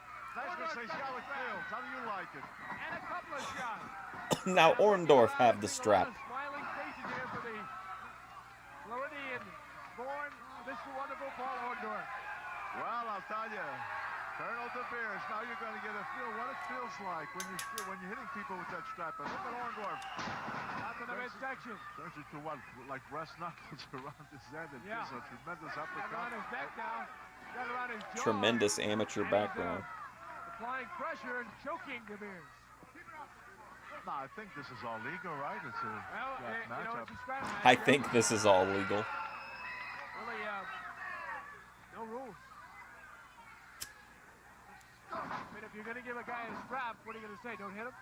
I mean, that's the rules. Body slam by Colonel De Beers. He's asking because someone got counted out during the street fight. Where is it? Where's that strap? And I think it's underneath Orndorff. But I think you're right. I think it, because I actually didn't see. Orndorff, had stated that, or rather De Beers, that he was going to publicly embarrass Orndorff. Orndorff's got the strap. Oh. Orndorff let the strap behind him all along, and De Beers went from the top rope. He thought he was going to come down on Orndorff. Orndorff gets up. Yeah, I hadn't seen a lot of him, especially in like long runs like this before. Boy, did he ever. Right now, I'll tell you what. I remember reading about him all the time in like the after mags. Wow. Whoops. Just when he had things going this way, De Beers comes back with those boots. I'll tell you, those boots, I still say they should not be legal in that ring. Look at the soles. Look at the size of the thickness of those soles. Those aren't like He's upset boots, about you know. shoe regulation. Oh, good night. You don't get up from that. Ooh, on the strap. Pile driver by Orndorff. That usually is done in the past. And he does it again. Wow. I like De Beers because he seems like if he got cornered, he could hold his own in a fight, but that he does so much like cowardly heel stuff, not because he has to, but because like he wants to, because he likes it. Like when he stomped that referee for no reason when he was already knocked down, I just thought that was like so perfect.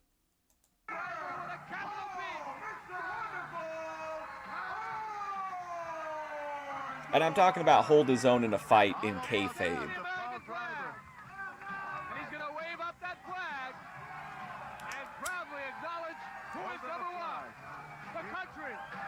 No, I don't know his skills in a shoot fight. What is it? De Beers got something out of it. Looks like a stun gun. Ooh, a stun gun. He zapped him. Ooh, the flag's on the ground. Referee, get in there. Orndorff is not gold. What is that? What's he doing with a Norelco razor, Craig DeGeorge? Devices that ladies use for defense. That ladies use for defense. When you're hit with it. And Orndorff appears to be Look at a good sport, De Beers. He's hoisting the American flag. Wait a minute. That kind of a gun. I mean, look at Orndorff. He's looking like he's quivering. He seems to be out of it. I mean, how dangerous is that? I mean, what does that do to your nerves? How dangerous is this? But it is exactly what it sounds. It stuns you with a bolt.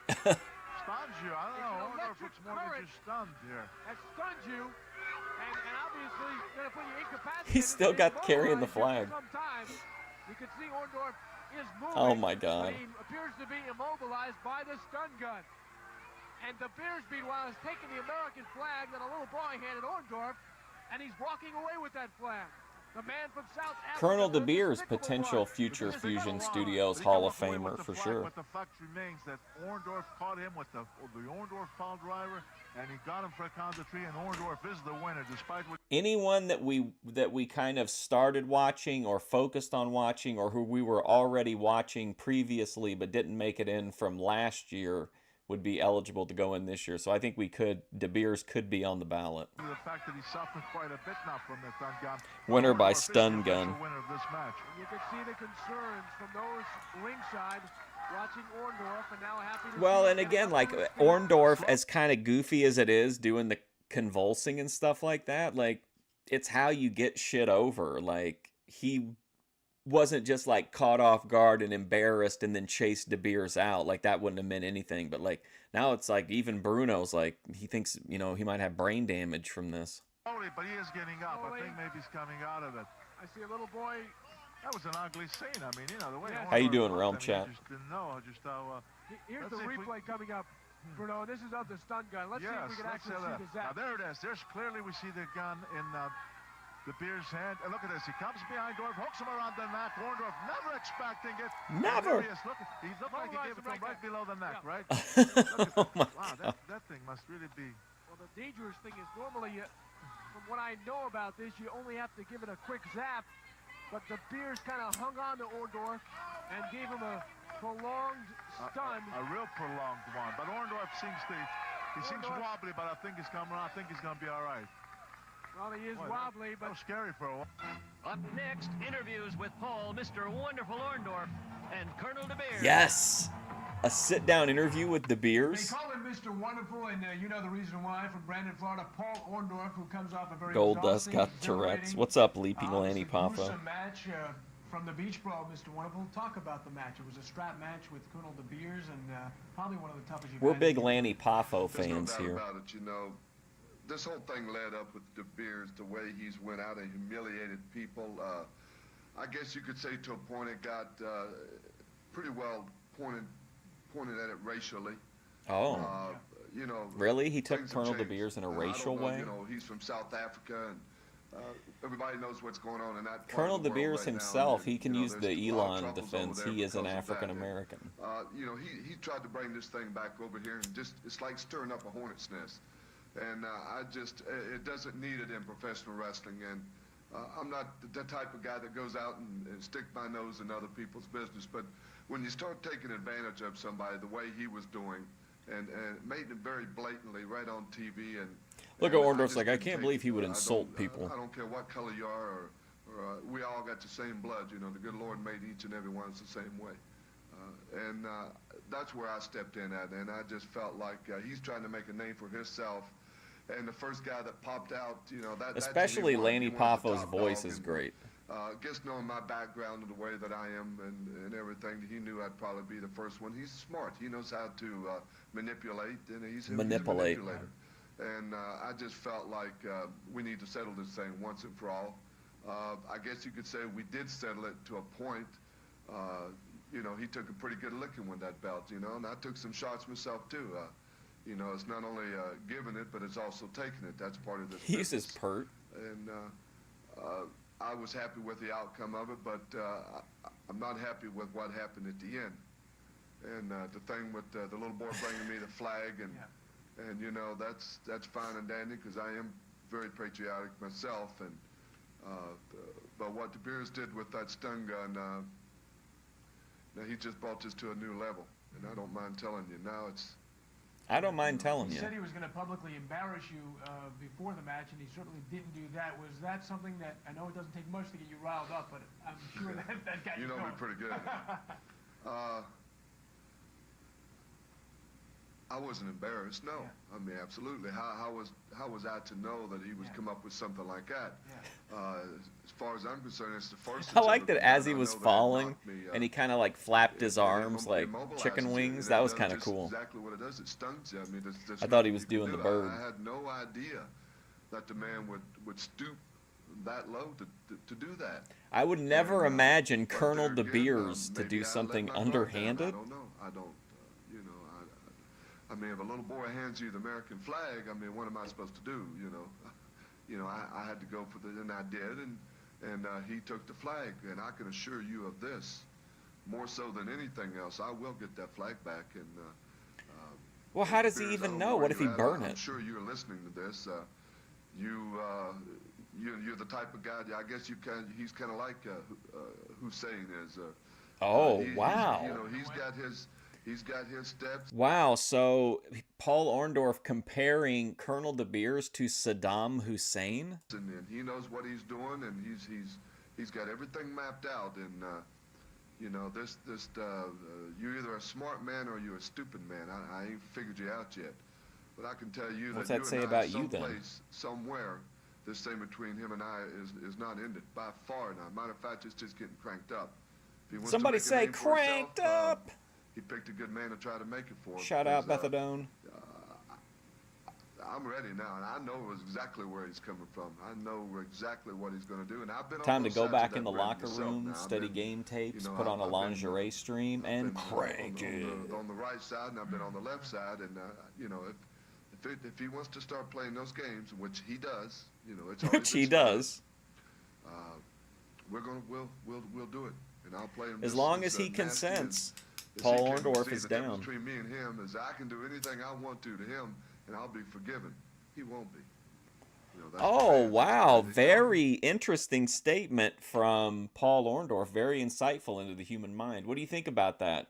He's saying his advantage as a babyface is that he can do anything he wants in this match and no one will judge him for it, but De Beers will be judged for everything he does. Let's go back to forgiven. He will see the difference between me and him is and I'll play him just as nasty as he came. See, the difference between me and him is I can do anything I want to him, and I'll be forgiven. He won't be. Ooh, You know, that's the man. fans. That's the way they take Well, it. if you would, let's go back to the reasons why this match actually came about a few months ago in Fort Lauderdale, Right. Florida. He was in the ring, and he obviously had his opponent beaten, and in an very ugly fashion, he hung his wrestler outside of the ring. You had already been done wrestling already, and you came flying out of the locker room. Right. Whose idea was it to have this strap match? That's his idea. I mean, that's you mean between him and I? Yes. Yes. Well, I guess you could probably say, you know, if this is what he wants to do, well, let him pick on a man. You know, let him pick on somebody that's been in this business 14 years. Wow, what is that? Okay, so Soul Train Jones isn't a man. He's a professional wrestler too, Paul. That's been those ropes and that's fought the biggest and the toughest and the baddest. Is he any better And, than Colonel you know, De Beers, let's go at it really? that way. And then whoever, you know, have the final hurrah, and whoever wins is a better man. And I beat him at his own game, you know. And Paul, if you were running a major wrestling promotion in the United States, would you book me? you know, this is what he wanted. I mean, he Divine manipulated it, prejudice, and yeah. This is what the man wanted. He wants to make a name for himself. He wants to be known all throughout the wrestling world, which he is. And you know, not that I'm just saying I have been to those heights where maybe he hasn't. I've been to the but he is there mountaintop, now because brother. He's in here with me now, and anytime that we step in the ring, he's tough. He don't mind. He'll do anything. He don't pull out no plugs. I mean, he goes for it. Anything. Oh my God! And, Speaking that's why of the match is Hannibal, we have to watch his new clip from with the UFO guy. I don't know why. Normally he ignores me the whole time. He brought a bunch of my chats up and even asked the guy a couple questions I had put in the chat. That we've had are going to be very interesting. They're going to be wrestling, but they're also going to be like a chess game. You know, now we're playing these mind games along with the physical end of it, and it's been a long time since I've had this type of I guess contest, if you want to call it. feud. Whatever Why you does wanna call Hannibal it. ask all the wrestlers that if they would book him or not? He asked Honky Tonk Man. Like, can you imagine? But people want to see a contest. Would you between two book athletes, me? and then whatever else stirs up besides that, then you can even get into it more. And I feel like this can very well happen. I believe it's in the making. I really do. And You're a busy man, Paul, with the beers and, of course, your other things, your rigorous training methods, and, of course, your other businesses. You have some bowling centers that some fans may not know about, but can you tell us about the other things you do besides Ben and Grace Thorpe Sure, live close to a bowling center. Training. I've been training now ever since I went to school, high school at Brandon, and college, University of Tampa, and then I was. Oh, after Will, I the love Saints, Dr. D. and, We watched him not too long ago on a couple episodes of Morton Downey Jr., the old talk show. What's up, Molina Victorian?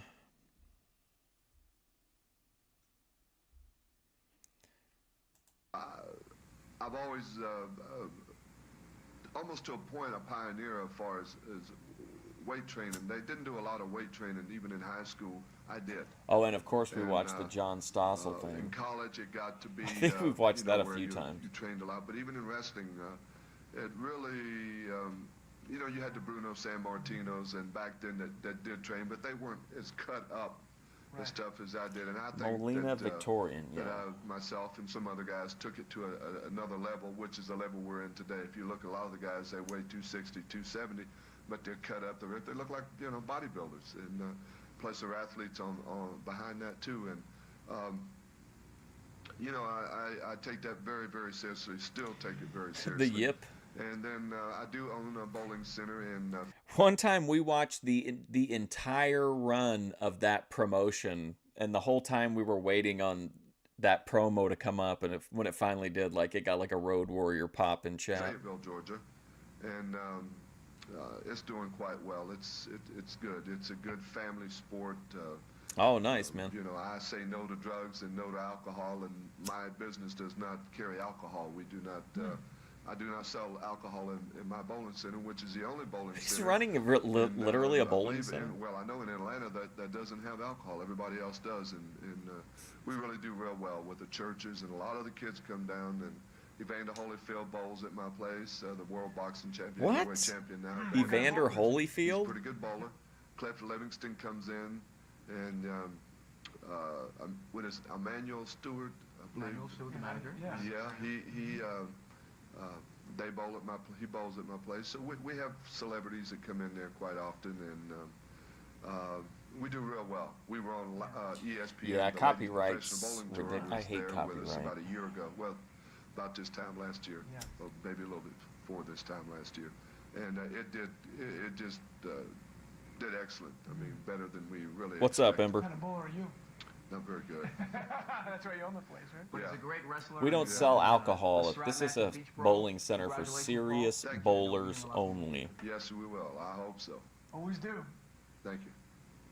Hey, the official 1991 Beach Brawl video is now on sale. This is a chance to see the whole night as it unfolded in Palmetto, Florida. For your copy, just send a check or money order for Wait a minute, I know a 1995 23-year-old. Abrams Entertainment Group. Wait a second. 2532 Lincoln Boulevard, Marina Were Del you Rey, bullying California, Grace Thorpe, 90291. Ember? It'll be a great addition to your wrestling video library. More from the Beach Brawl after this. Mr. Wonderful listing his black friends to strengthen his case against De Beers. Yes. Evander Holyfield bowls at my place. In coming weeks, we'll be showing you all that took place that night. Well, clearly, if he's willing to rent a pair of shoes to Evander Holyfield, he can't be a racist. Plus, as you've already seen, exclusive up-close and personal interviews with many of the night's participants. We hope you're enjoying tonight's Fury Hour special. Let's get back to the Beach Brawl.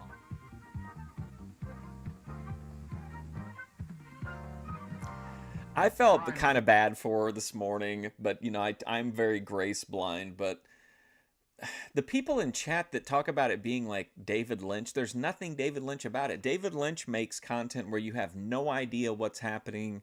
You don't know why. Even after the movie, you've seen the movie before, you don't know what the fuck's going on. The Thorpes are very open about every aspect of their relationship, and I think it's like their motivations might shift as in certain situations, but I just don't feel like there's a lot of mystery. It's just a really interesting, like, engaging set of loops that they have, in my opinion. I'm sitting here with Craig DeGeorge, and we've got Colonel De Beers, the despicable one from South Africa, coming off his strap match at Beach Brawl recently.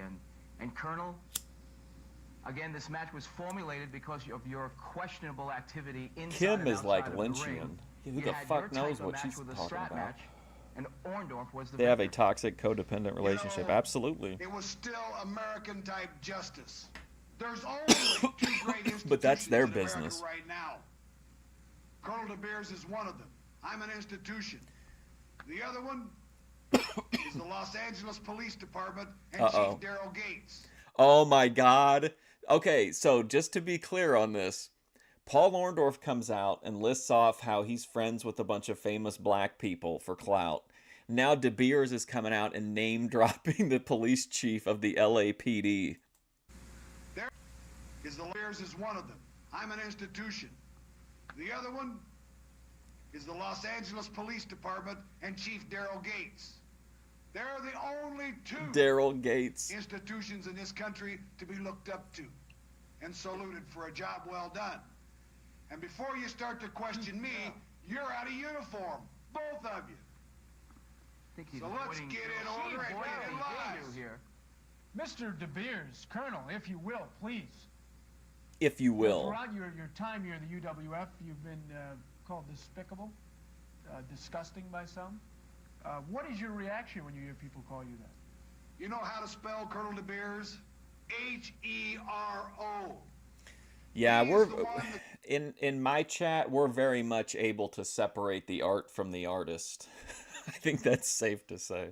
It's definitely going to lead the United States of America out of their difficult time. Well, when you say you keep it surface level, you have told Grace on multiple occasions that basically she has like a stank clam. Your Congress now is trying to pass laws, quotas. Congress trying to pass laws? Quotas? Those kind of laws would never stand up in South Africa. I'm going to do what I can, even though I'm only here on a green card, to help to defeat a quota bill. Now you might ask, when Colonel De Beers isn't beating up people in the ring, he's like lobbying Congress. Has that got to do with the world of professional wrestling? What has and that the got to sport do of with wrestling? You doubt it's a genuine It's uniform? got a great deal to do with it. You know, Mr. You Brock, question the integrity of a man like Colonel De Beers?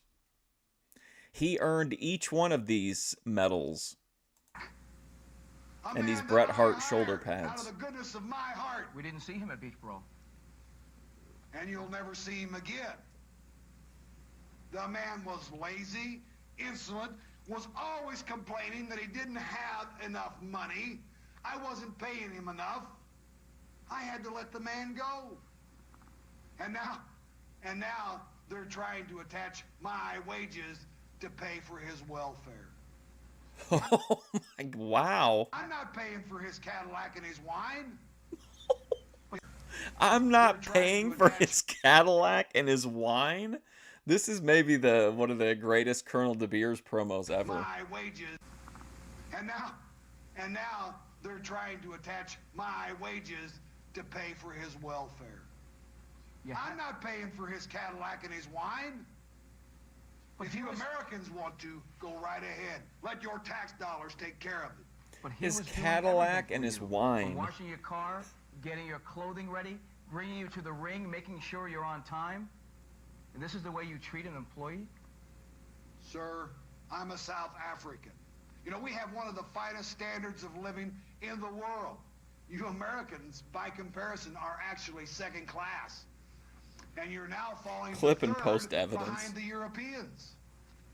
If we could touch on one other thing, Colonel De Beers. If I Touch on whatever you like. Oh, thank you. If I recall something, you said you were going to publicly embarrass Mr. Wonderful. Not just defeat him, but embarrass Mr. Wonderful. Look at him moving the goalposts on De Beers, okay? De Beers left the situation with his head held high. I think he did embarrass Paul Orndorff by making him convulse in front of a live audience. Craig DeBeer's just very antagonistic in this interview. Well, I think that it stands to reason that that man probably hasn't been spanked and hasn't felt the lash since he was a young lad. He hasn't been spanked? I would venture to say that felt the lash. That man probably hasn't been spanked and hasn't felt the lash since he was a young lad. I would venture to say that from his actions, his father never strapped him. His father never disciplined Daddy him. issues. But Colonel DeBeer's based and daddy pilled. Though there wasn't a slash in the victory column, there were plenty of slashes across Mr. Orndorff's backside. The Voodoo King, Craig DeGeorge, he's still around. Up for a public flogging like I gave him. Public flogging. It's got to be embarrassing. Let's go back to the reason why this whole match came about. It was back in March in Florida, where you had a victory. The guy was laid out on the canvas, and to add insult, you strapped him Who the hell is outside the this ring. guy, Brian The match was Ricco? won. All you had to do was pack your bags and go home. Yeah. But you had to add insult. That's right. You've got to rub salt in the wound, so not only does the opponent remember, but all America remembers. Well, Paul, Mr. Wonderful Orndorff remembers. That we You always treat believed IRL was overachievers real. Some of in it is. South Africa, if they don't measure up. Man, speaking of IRL, I didn't clip it. I have to go back and clip it because I do need it in the archive. But man, she had a rough morning. She went somewhere and shit, and there wasn't anywhere to wash her hands in the bathroom, I guess. And so then like someone clipped her not washing her hands after she shit, and then she threw up just while she was walking. She just all of a sudden just vomited this, I mean, horrific looking something, I don't know. The clip that I saw of it was from the same person, and it said that she got rid of 6 loads and then kept on trucking. But she did. She was walking, she vomited, and then she kept walking. Like, she didn't miss a beat. You get the public flogging. But you have to give them the chance to achieve, and you don't do that. You don't give them the chance to achieve. That man that you brought up in particular You has reached every out to a channel opportunity holder? to train as hard as Who? Colonel DeBeers. He had every opportunity. Jedi Rich? Did he not? To avail himself to all methods of training. Until the end of the match, perhaps. And then, next time I bet one Ted, thing. I like Ted RC. That he He's fun will looking. train a little bit harder if he's coming to see Colonel DeBeers. It's if he can wrestle again after the choking and the humiliation in front of those fans. I mean, You don't have to have a clip of that, do you? I'd like to see that again, and I think you people out there should enjoy it too. I'd rather enjoy to see that again. I think we'll get another look at it. Let me ask you another question. What do you think of a man like Abraham Lincoln? Abraham Lincoln. Abraham Lincoln. Oh my gosh. This is so good. I love that they're just asking him these heel questions. I love to ask just general questions of the Boyd people to get their opinion. So I'm glad he brought up Abe Lincoln. All right, Colonel DeBeer's thoughts on Abe Lincoln. I'm really not too much up on American history, but I believe he was the one that freed the slaves. Yes, he did. You know, in South Africa, we've never had slaves. We've just had hordes and hordes of very inexpensive labor. Oh, wow. Inexpensive labor. How inexpensive? Well, I think we can get a domestic for 35 rand a month. You know, that's someone to live in. And much, 35 rand a month, yes. What is 35 rand, sir? Well, it's about $17. $17 a month? A month, yes. But don't forget, he's getting a meal. DeBeer's judging America for slavery while flexing indentured servitude is classic. 1 meal a day, plus if he's lucky, I'll give him a little pivo. That's a malt beverage that they get intoxicated on. It's very tasty. Why? Oh my God. What's up, man? Yeah, just so you know though, like I only watch wrestling on Tuesdays and Fridays. Everything else is kind of a at your own risk situation, but thank you. I appreciate it. I wouldn't think so. No, the hogs won't eat it. They get intoxicated. Plus if he's lucky, I'll give him a little pivo. That's a malt beverage that they get intoxicated on. My God. Well, I wouldn't think so. No, the hogs won't eat it. You describe your colonel's outfit with all the medals. I mean, did you actually win? Did you? Oh, here you go. Whoever was talking about his uniform. Every one of those has a great significance. And as I told the man earlier, you know, to put everything that I've achieved on this one garment would be impossible. I mean, as it is, these medals are heavy enough. The normal man couldn't possibly. Could you pick out one? Oh, anyone here? This one here was one in Zimbabwe. In Zimbabwe, you know, what is now Rhodesia, or what was Rhodesia. And this one was for bravery, never running in the face of the enemy. Bravery. This one over here was for valor. Valor. Yes. There was a whole squadron held up by a bunch of jungle savages, bush savages, Zulus. I came in. Wow. Liberated those men. He liberated them. And you wear them obviously with great pride. Oh, a great deal of pride. Because I'm proud of my achievements and I'm proud of the achievements of the South African government. You're standing almost alone in that. But I guess you like standing alone, Colonel De Beers. A man who stands alone and can tell the rest of the world that they're wrong knows he's right. It's a different scenario with Beach Brawl. Let's get back to the Paul Mr. Wonderful Orndorff match. A match, as we said earlier. Let's not go into him anymore. It's What a known tangent. fact that the only reason that I did not cause the man to bleed severely was because he has already tested positive for HIV. I did Oh not my God, want to what? subject those people sitting ringside, those young children there, to the What in HIV the virus. what is he People talking sitting about? ringside HIV and to bleed. Known fact. A match is a different scenario with Beach Brawl. Let's get back to the Paul Mr. Wonderful Orndorff match. A match, as we said earlier. Let's not go into him anymore. It's a known fact that the only reason that I did not cause the man to bleed severely was because he has already tested positive for HIV. I did not want... Okay, I'm sorry, but this is maybe the greatest wrestling interview of all time. You could just flat out accuse someone of being HIV positive in a promo. want to subject those people sitting ringside, those young children there, to the Sean HIV Hannity. virus. Otherwise, What's up, I believe Gordon Mr. Shumway? Orndorff would have. You talk about the good-heartedness of Colonel De Beers.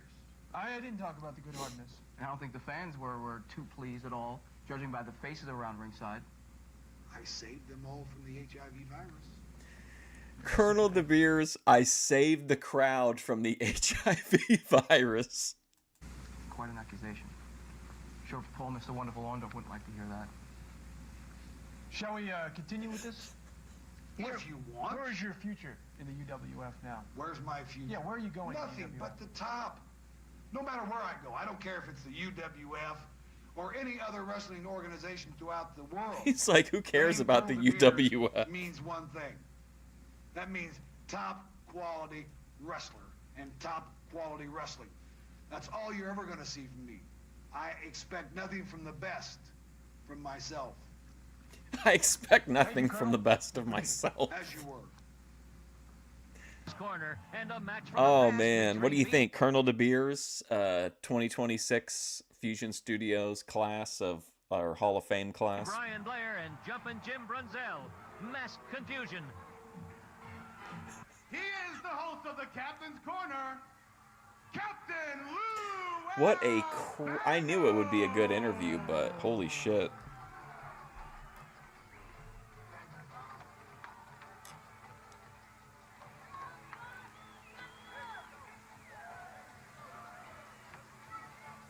Who's he gonna tear clothes off of this time? All right out there. Ladies and gentlemen, Captain Lou Albano here this week with my segment of the Captain's Corner. I hope you all enjoying this great show. And now we're going to bring out a team that I don't particularly like or care for. We call them the Blackhearts. And here they Well, come. why is he being so negative out of the gate? With the half-wit manager, Luna. Come on out, team. All right. When you speak about being a demented half-wit, Bruno Sammartino... Oh, doesn't he just, like, immediately in the interview, like, he just refuses to talk to him because they're a bad example for kids? Is this a sicko? I mean, is this lady Are you a sick? sicko? Look at that disgusting reptile she has around her neck. Get away from me, girl. Get away from me, girl. Stay away from me with that half-wit before I bang them in the back of your neck. You're talking about, stand over there, get away from me, I won't interview her. Now you're talking about a team that I don't respect, that I don't like, and I don't like the example that they set for our children. They're talking about evil, they're talking about bad, they're not talking about good. Well, I don't like them. I don't think you people have to stand for them. I don't like her, and I don't like your team. Well,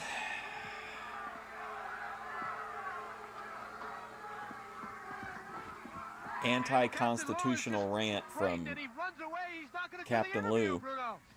Better call the 900 number and find out what's going on with him. You won't see him when he goes to a zoo. Go visit the reptiles. What a complete waste of time that whole segment I guess he didn't was. want no part of that snake, guys. Is that the? I mean, I guess that is the thing, right? And here they come, and it's so good to see them together again, where they belong. Jumping Jim Brunzell and Beat Brian Blair. They are indeed a very exciting team to watch. But did you notice Calhoun when he came in the ring? He was doing his favorite training program. He was eating hot dogs. There they are, Bruno. Jumping Jim and Blair. They look very good together as usual. This is the mini Haystacks I haven't seen Calhoun. Brunzell in a while. He's looking fit. He certainly looks like Not he's to be been, confused with referee training. He looks Jerry sharp. And these two Calhoun. guys as a team, they were always very exciting to watch. They were one of the more exciting tag teams in wrestling. And but you know, they're facing this Calhoun. My goodness, look at this guy. He weighs like 465 pounds. You know, Cash Wing Jackson, size. he's a big man, but next to Calhoun, he doesn't look too big at all, does he? Howard Calhoun, yeah. Yeah, but the question, you know, Greg, is what does a B. Brian Blair, quick as he is, talented as he is, knowledgeable as he is, but how effective that stuff is against a man 465 pounds? It'll be interesting to see.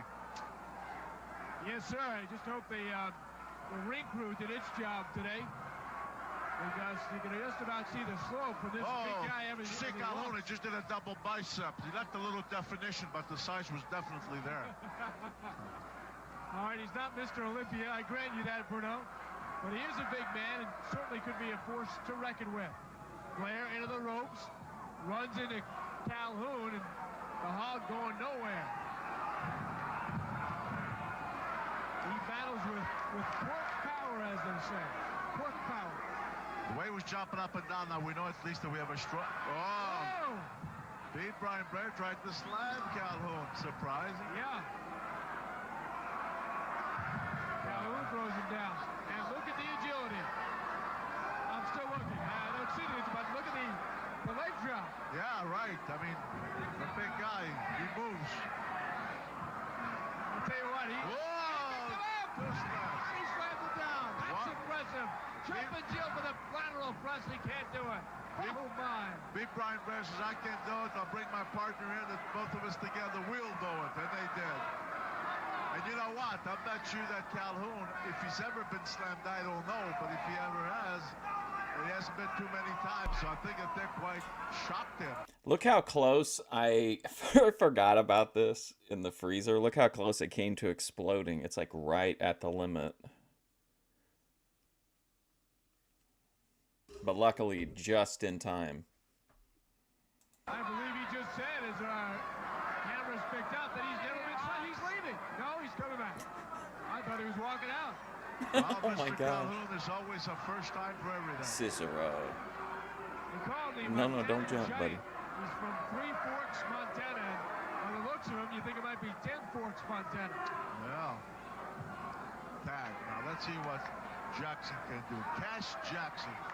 Cash Jackson. Don't go off the bed. Holy cow. Okay. Man's name? Cash Jackson. Cash Jackson. Tags in. B. Brian Blair in. They're both in the ring. On the rope. Oh! Double elbow. They do that so well. That's one of the fine moves of the Philippines. It's basically a low. Well, I unthought it.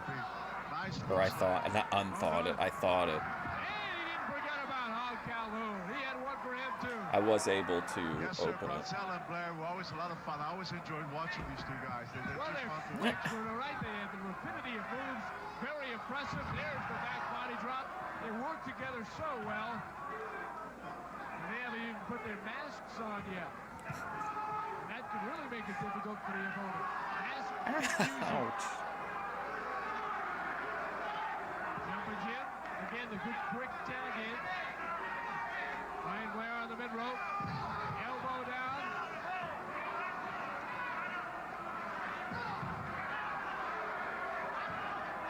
Cash Jackson has been Cash at the very Jackson. least, not cashing in at all. And looks like, nope, I thought we were going to see a vertical suplex from the position of people out there, not Cash Jackson, but instead, Oh man, he's having trouble even getting in the ring. These ropes center are rope. awful. Both of them are going to hip lock. Yeah, Double hip lock. double hip lock. And really, the referee's been giving the Beast some leverage, although they have been tagging in. He's been allowing them to get one move before they left. And meanwhile, Calhoun is just watching his opponent take a beating. Come on, Calhoun, get in the ring. Help him out. There's a good ringside angle of the maneuver by jumping Jim Brunzell.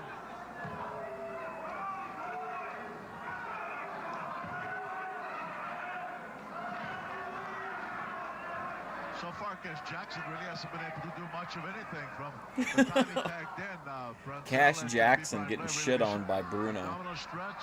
Yeah, trying to get it. Well, I guess he had it there for a moment. Yes, yeah, he has it. Abdominal stretch. They keep tagging on him, and in all honesty, this Cash Jackson has not had the opportunity. You guys ever to had show us Dr. anything. He Brown's has not black been able to cherry do a thing. soda? These guys have really been on him, and wisely keep. Oh, look at this. Oh, he pushed him over the wrong way. He didn't mean to do that, but Jackson getting credit for hanging in there and able to tag in Big Hog. I think Bethadone would really like it. She likes a like cough syrup type of medicine-y flavor. It tastes like a good tasting cough syrup. Do not fall off the bed. Well, he got behind You him, are and then he quickly crazy. realized. Hold on, I you gotta know, what help are you gonna do Cicero. with him? Let him go. Well, I think he's trying to figure out just what to do. Tag in is a good idea. Yes. Oh, they're twisting him up. They're twisting him up like a pig's tail.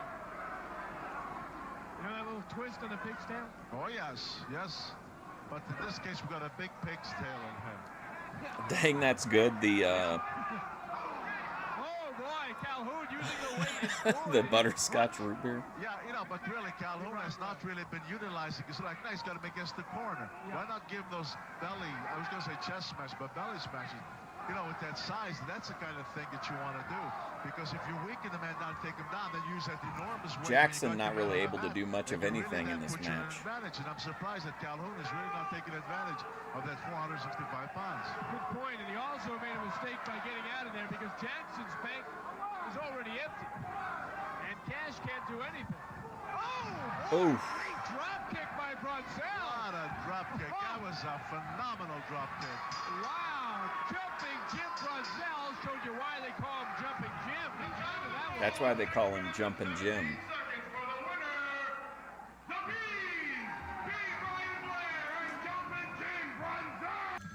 Isn't it interesting that like they were viewed in their time as like almost a high flying tandem?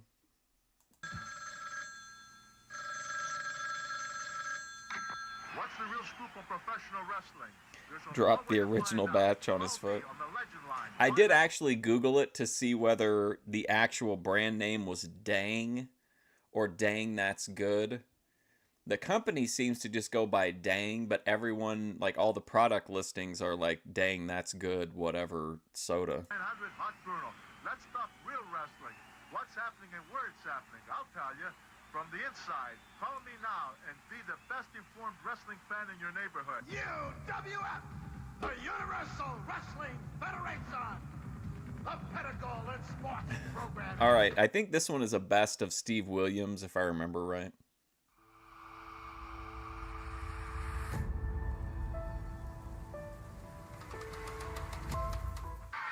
Tonight is a special edition of the Fury Hour. We'll take a look back at Steve Dr. Death Williams, the UWF television champion, at some of his most violent matches and most But like on dangerous the opponents. bottle, it definitely Sit says like, back "Dang, and that's enjoy good." This trip down wrestling's memory lane.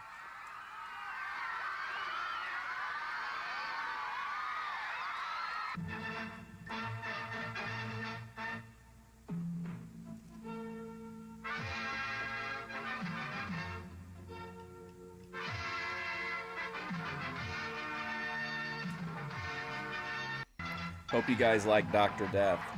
A look back. We've had fucking 4 episodes in a row. No, I'm sorry, 5 episodes in a row that have all been recap of Beach Brawl. And now we're going to have a look back when we've already had one look back. And we're only like 35, 36 episodes into the run.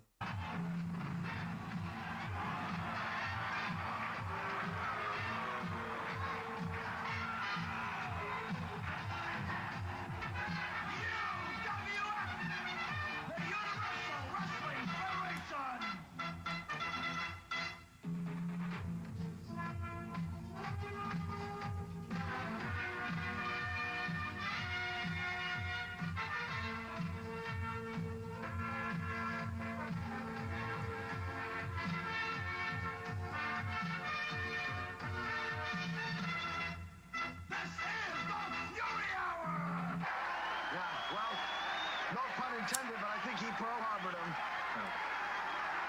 Pearl Harbored him. Orndorff, winner of this match. Wow, what is this, Bruno? Where did it come from? Dr. Death has entered the ring, wrestling fans. What business is it of Dr. Death to come in and interfere in this match? I think he came in to issue some kind of a challenge. At least I have to assume that. And Orndorff is saying, "Hey, guy, you ready? I'm here. Let's go." Hey, I gotta tell you, if Dr. Death thinks that this is a Davey Meltzer, he's wrong. This is Mr. Wonderful. Right, Orndorff ain't gonna back off. He's saying, "Hey, come on, you came in here to do something. Let's go at it." Right now, I see a lot of testing, but still really no action. But look at the referee. Got pushed out of the ring, and he's referee is out. We got some. Oh, I think something's gonna happen. I'm eating a brioche dinner roll. These two guys are really gonna get into it. You watch. You watch. You're gonna see a big battle, right? Oh boy. Look at the intensity level of these combatants here right now. Any second, you're gonna see these guys attack each other. I mean, there's no love lost here either. This is a dream match. Taking a powder. Well, let me tell you something, my man. I was doing this and that before you even got into wrestling. And if you want to talk about breaking a few rules, you just ask some of the people out here in California and all over this world who broke more rules than this man right here, who had the biggest record. Oh, man.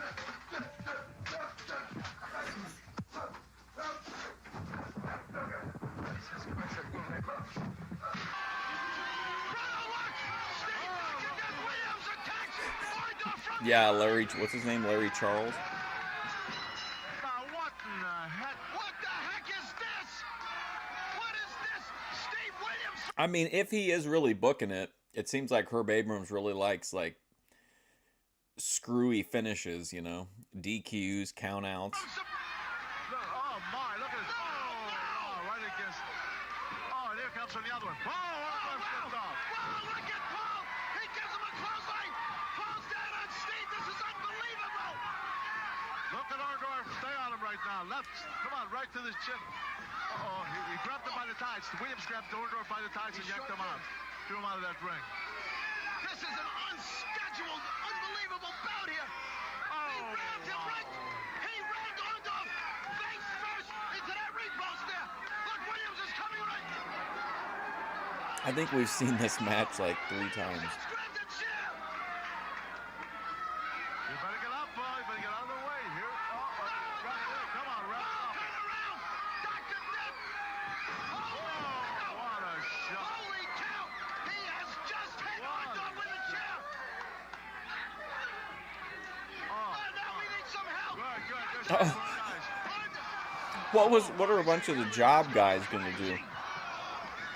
Holy cow. Look at this delay. This is unbelievable. Oh my god.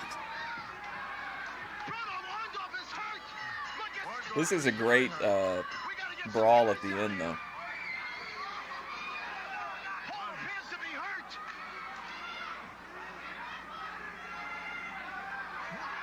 Look at what's Dr. Death is manhandling everybody. They can't hold him down. You got about 6 guys there. They can't stop Williams. Look at him. He wants to get. Oh, look at Orndorff. Paul is up. They even, oh no, they even brought out one of the mask job guys. Dr. Death has caused severe damage here. Oh, man. My goodness, thank goodness those 7, 8 guys came over there Oh, to this is stop Williams. unbelievable. Paul is hurt. We have the doctor coming here. Why did you have the audacity to attack Paul Orndorff from the rear? Tell me that. Lou, all the people in the world know, don't turn your back on the machinery. You know, Don't turn your Paul back on the Orndorff comes out machinery. here Prepping his stuff, thinks he's got the best power driver in the world. Bieber-like nobody hair? knows. But all the people knows when I put somebody up with the Oklahoma Stampede, it's 1, 2, 3. Now, Lou, you come out here in your corner and have the right to ask me, why am I jumping from the back? Why am I jumping from the back? I am Dr. Death Steve Williams. I go front forward. I don't go behind the back. That's why I tell everybody, watch your back. It's time, minutes away. Wait. So the question was, why did you jump him from behind? And he said that he doesn't go, he goes straight ahead, not from behind. That's why he attacked him from behind. The lumberjack match. What are you doing? What are you thinking about right now, Paulie, in the locker room? I guarantee you're thinking about a lot of things. You're thinking about your career. You're thinking about your family. A lumberjack match. Anything's gonna happen. You're gonna have 10 Oh my God. men around the ring. My kind of match. Nobody slips out of a fireman's carry. Nobody slips out of the guillotine. That's right, Polly. It's that time. The lumberjack match. It's time to end your I career. can't believe there's a whole episode about Dr. Death. During this match, 10 wrestlers will be surrounding the ring. And they are the Power Twins. Hey, the Power Twins. Hey, Don Morocco.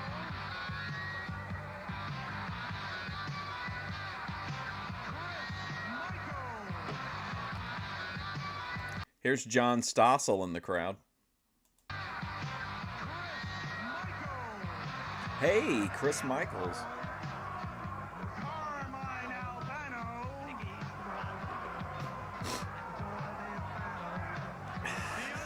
Carmine Albano. Mick Foley. Tom Brandy. Steve Ray, the Wild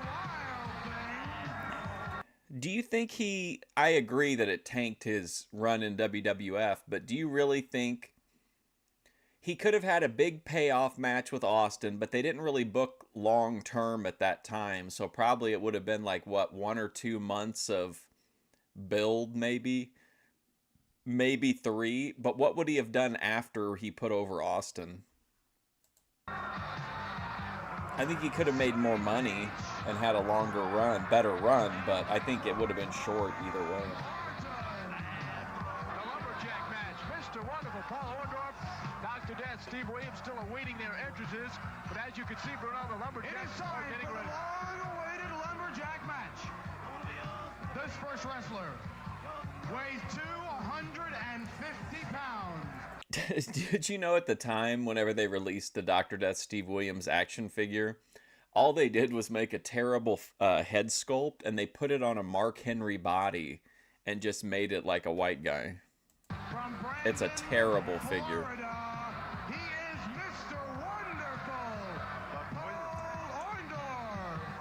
But look who's in the ring. Williams. They just announced Orndorff, but Williams comes in first. My apologies, my apologies. This is Mr. Orndorff and Williams. Well, you knew this was coming. You knew that as soon as the He could have had what they were trying to do with Shamrock. Do you think that would have gotten over, though? Headbutted by Steve, Dr. Death Williams. The last time these two guys went in the ring, they could barely walk out of it. They were both bloodied and both nearly crippled their way back to the dressing room. I honestly thought at the time when I was watching the pay-per-view, I thought for sure Shamrock was going to beat Shawn Michaels at the DX pay-per-view. That was such a cool match. All the gear that night was great. Michaels had cool looking gear. I think that was the night Shamrock wore the all white, if I'm remembering right.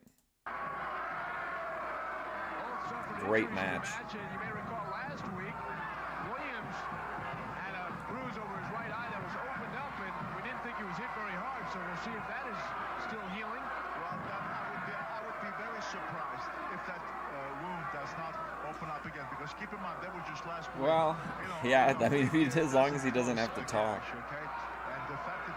Still give him Paul Heyman or somebody. Not Jimmy Hart.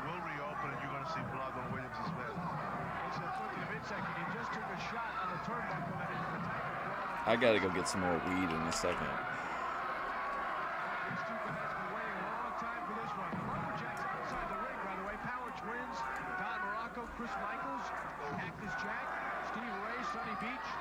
Don Morocco.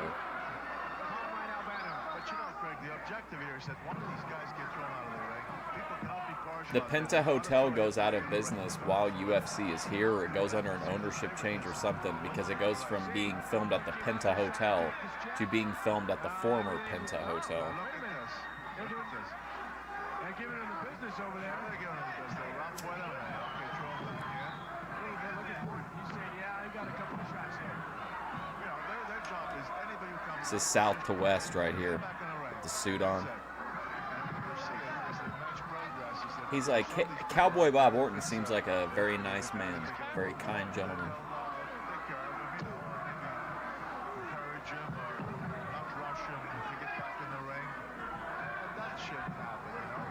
Have you heard of any side deals before the match set up? Side deals. Let's say Bob Orton, for example. Hey, listen. Money under the table.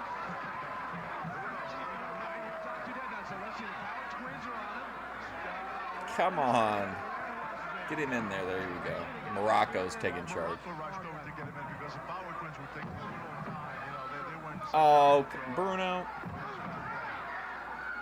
This match is really made for both of these guys. I say that because of their terrific shape.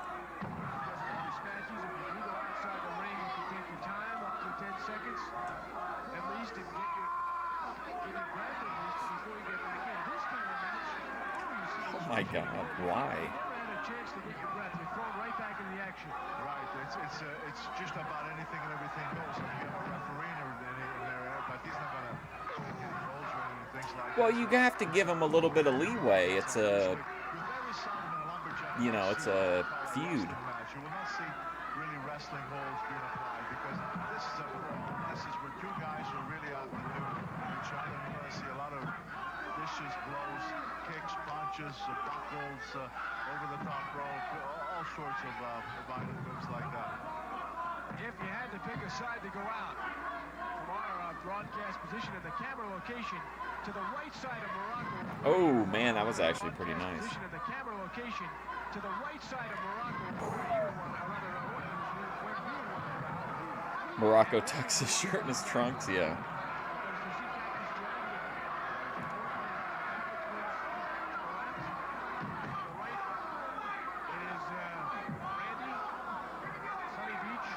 Wet and Wild at ringside.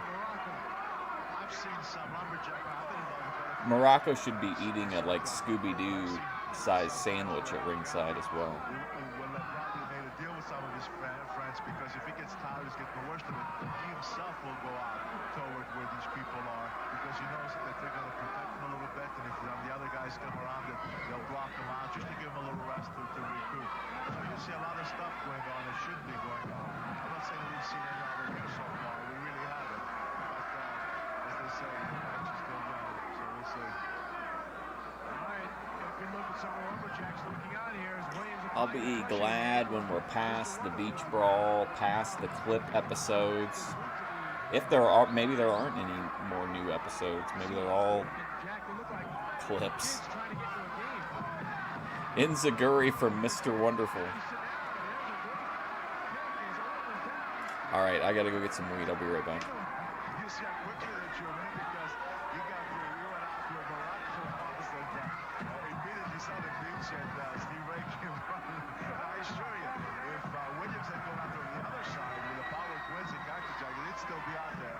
That was some impressive move by Orndorff. Lying in that prone position there, fire up a kick and knock out big Steve Williams. Also, looks like nothing has opened up yet. Williams taken down.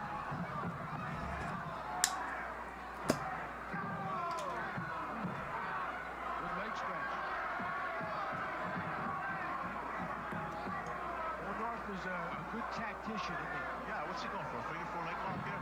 Tried to, but he ended up taking Doesn't this seem like, why would you have your big pay-per-view and then not immediately build off of it on TV, you know?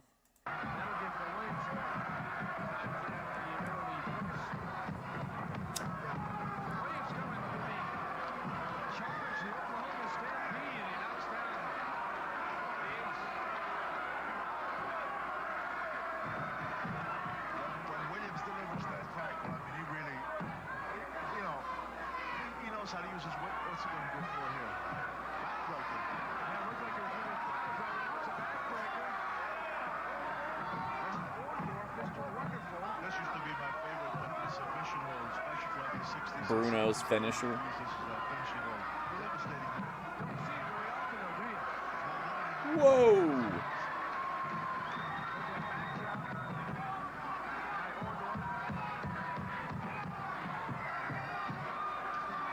Lumberjacks turning them around the ring. There's Chris Michaels.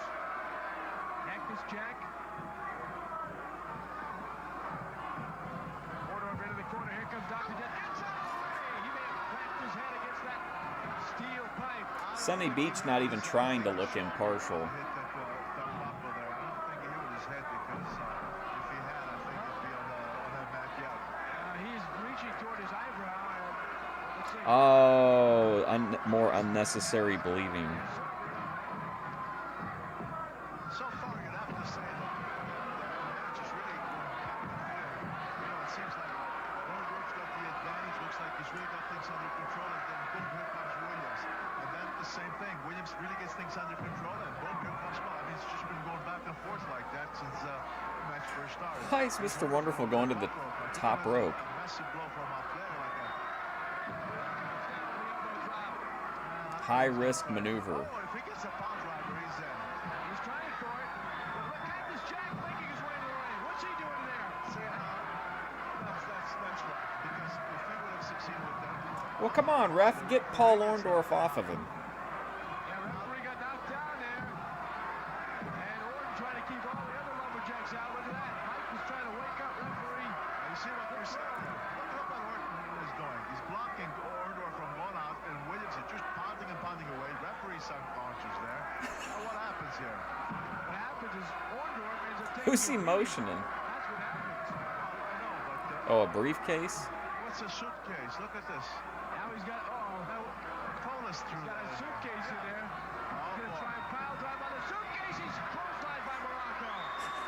He was going to try to pound drive on that suitcase. Yes, he was. What a disaster. Right foot of Morocco. He thought he was coming as a lumberjack. Now he's in the middle of the square circle. And he's trading rights with Steve. Dr. Death Williams as Mr. Wonderful tries to recoup. Morocco. Atomic drop coming up, of course. Orndorff gets the suitcase. There we go. Use it as a weapon. Now we got a bell. Now, wait a minute. The referee just rang the bell. Now, the question is, does he know who knocked him out? Or did he see Orndorff with that suitcase? Well, he's having a little premature. Listen to the crowd. Actually hit him with it. Well, but it has to be one of those two things. Either he called Williams hitting him and disqualifying him for that, or he called Orndorff. We're going to take you now to one of Steve's most dangerous bouts. Oh, Steel great. cage Now the match cage with match. Paul, Mr. Wonderful Orndorff. Okay, now let's get back to the show. Steel cage, a place where no man wants to go. But in professional wrestling, if you have something The Halliburton. to prove once and for all, the steel cage is the only battleground left. And so tonight, two of pro wrestling's giants, Steve Dr. Oh my God. and Mr. Wonderful Orndorff meet in the steel cage. After months of bad blood, back alley brawls, mugging and bitterness, the steel cage is all that's left. Hugging and You'll witness bitterness. This historic battle next on Universal Wrestling Federation's Fury Hour. On the aisle, 285 pounds. John from Lakewood, Pantosi. Colorado, Steve Williams. And here he comes, Dr. Death, Steve Williams, in a match that Troy and we eagerly been anticipating. And as much as we've been looking forward to it, Bruno, you know that these two, Dr. Death and his opponent, Mr. Wonderful, have been waiting for it. It sort of had to happen, and here it is finally. Everybody's been waiting for this match. The fans have been waiting for it. The former Penta Hotel. Now for a couple of weeks, I guess. And these two have been waiting for it because they hate each other. They've had some severe battles, and they want to bring this thing to a conclusion. Here comes Paul Orndorff, and you can't doubt that when Orndorff is walking, He's consistent with his theme music, at least. he's going to come in like a lion because he knows that in a cage you better get that head start and start getting to your man because otherwise there's nobody to break up it because anything and everything goes. It's an extremely dangerous match. And you have to be made of something special to make that walk, to make that move into the ring, and to hear that cage door shut down because this, of all wrestling's matches, Bruno, tell me, What a terrible cage, too. vicious and the most cruel and probably the most difficult thing that you could put yourself through, a cage match. Absolutely, especially if the individuals in there utilize the cage a lot. I know all the cage matches that I was involved with, of course, you did. Your body can be torn because if you keep thrown against that wire, that wire that you see there, they'll just touch you to ribbons. Surprising here is they're both being cautious. So many They're starting to 900 body locked members. up and they're going. I thought that when Orndorff was going to come in, I thought that either Williams was going to attack him as he came in or Orndorff was going to fly in and attack him.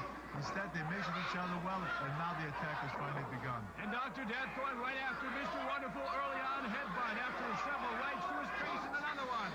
And of course, in the preceding weeks, we have seen very bloody battles. Actually, preceding months, really. This has been going on for some time. And just about every time, you know, Orndorff is good urban representation. away from the center, not look at, it has been nasty. Don't you see how over he is with the crowd chanting Paula at him whenever he comes out? They have not used the cage, but you can bet that as this thing goes, whoa, surprise. He's going to try to get right out of there. Oh, he's pulled down by Dr. Death. Usually here, the third man in the ring. Oh my God, what's going on? It is our very, very courageous UWF cameraman. I am surprised that Oh man, empty seats at a cage match. If he succeeded, of course, it would have been great. He would have been the winner. But in talking to him and seeing him how angry and so forth, I'd have thought that there would be no attempt so early to get out because they each want to prove that they can do away with the other individual. You know what I'm saying? Yeah. And so that was a little surprising to me. Right now, also, Yep, they're Harbs. kicking, they're punching, and there's the first shot and it didn't work. I was going to say they hadn't really utilized What are the just a cage. rotten idea all around. Mattel should do a Brawl for All, like, collector's set. One of them for trying to make a quick exit. I mean, even these guys probably, do they enjoy this kind of match? What is the psyche? That's the objective, is to get out of the cage. Don't misunderstand. That's absolutely proper. But I just felt that with the hate between these two, I thought that before that they would even make an attempt, that they wanted to show the audience that they had control, that they you know what I'm saying? Yeah, there goes Dr. Death. He's getting out of there. About this, and Orndorff, does he have enough? Ouch. He's got that leg. Oh. There's no way that Dr. Death's going to get out. Not as long as Orndorff's going to hold it up. He had the legs, but for a while he just had the tights, and it looked like Dr. Death might sneak out of there. Oh, nice.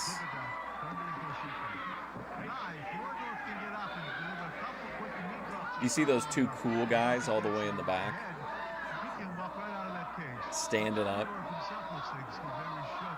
See, there you go. The Paula chance. In this particular match, Bruno, there is no real gate that you're allowed to go out of. Some cage matches you can actually walk through the gate, but in I must tell you something. I was involved in a lot of cage matches in my career. Is there a sleeper here coming up? Oh boy. Hey, if he can succeed and put him to sleep for it, see what Williams did. Very smart. He ran away right against that cage. William Bronson took the front of that because his head hit the lower cap of the cage. Craig and Bruno, we must take a break now, but we'll be right back.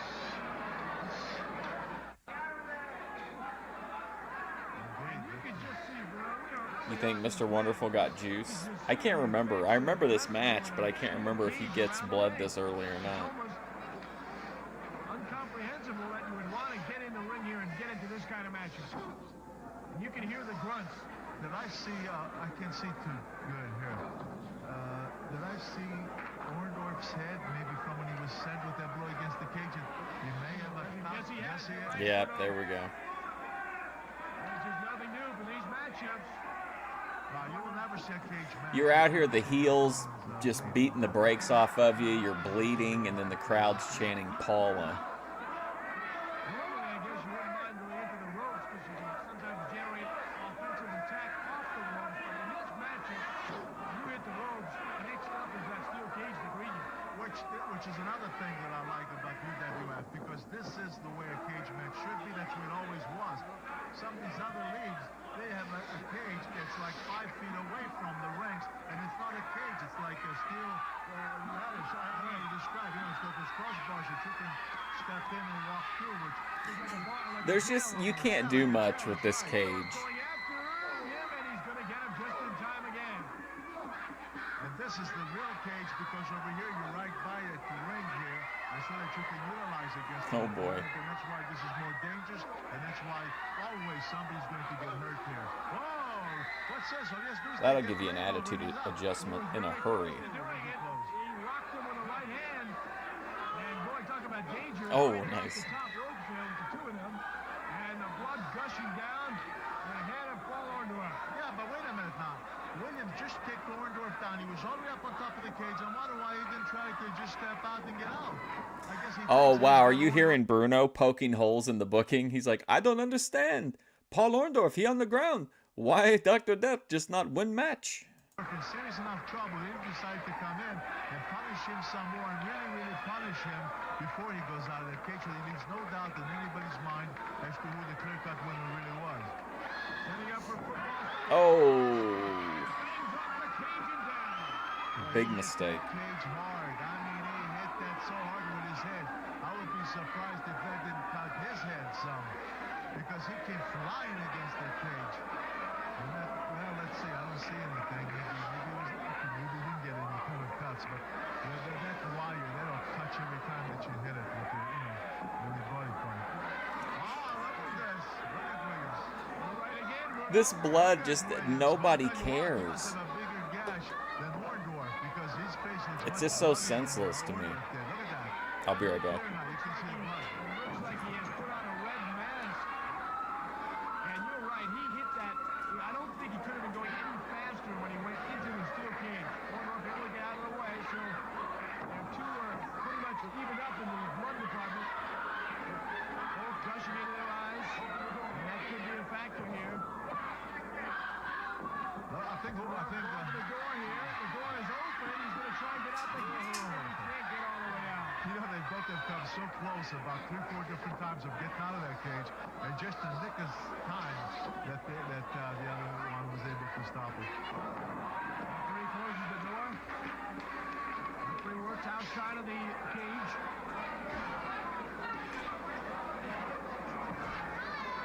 Well, this has been everything we expected once again here. Everything we expected and more, I think. Both of these guys, but boy, it's been bloody. Well, of course, what can you expect in a cage match? That is it. Both of these guys are bleeding. Who knows, by the time this match is over, how much more damage they will have done to one another. And you know what? You don't know. The damage. Oh, did you hear that? Jeez. Of course he hit it, but the thing is, it's not just what happens here right now. I mean, how sturdy do you think that thing is, even for, like, Dr. Death? I guess if he's on top of it and it's holding, it's got to be fairly sturdy. You know, it means so much to these guys after what they have gone through the last couple of weeks. Here's Williams going for the gate, and this could be it. Dr. Death going outside, and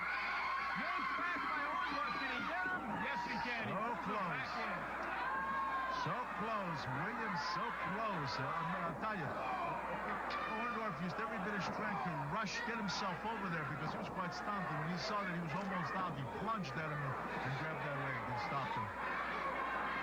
But they're tired. You can see Orndorff. He's got the upper hand now.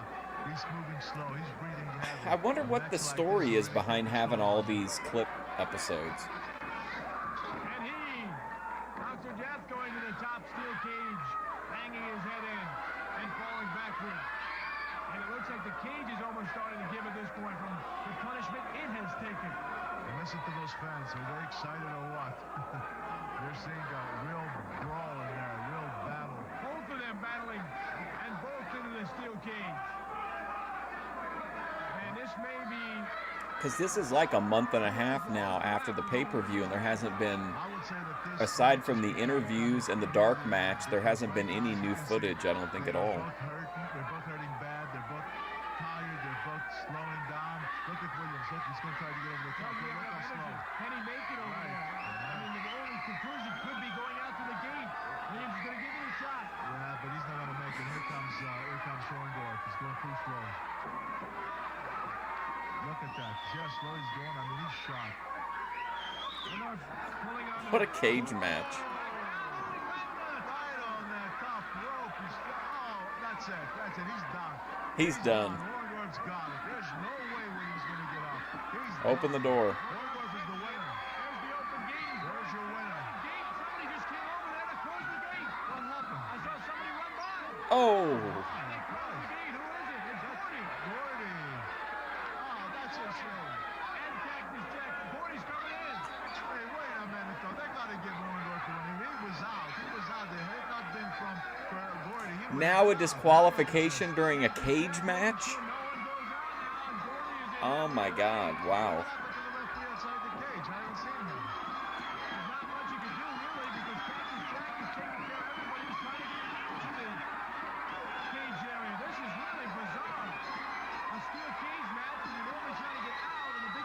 What a terrible decision. Now there's Morocco. He's on Cactus Jack. I mean, where do you go from a cage match? Or do they just drop the angle? You know what happened here, I think? When Gordy came in, I think that they must have nailed the referee from behind because the referee... Mr. Class, Don Morocco. Because otherwise the referee would have done something. Morocco obviously right at home in this kind of environment. He's been in the before, and he's knocking Gordy into the cage. He knocked down Dr. Death. Still trying to recover his Orndorff. Cactus Jack outside with Chris Michaels. Tucked shirt. Even getting run into the cage. Tucked shirt. Williamson. A disqualification in a cage match.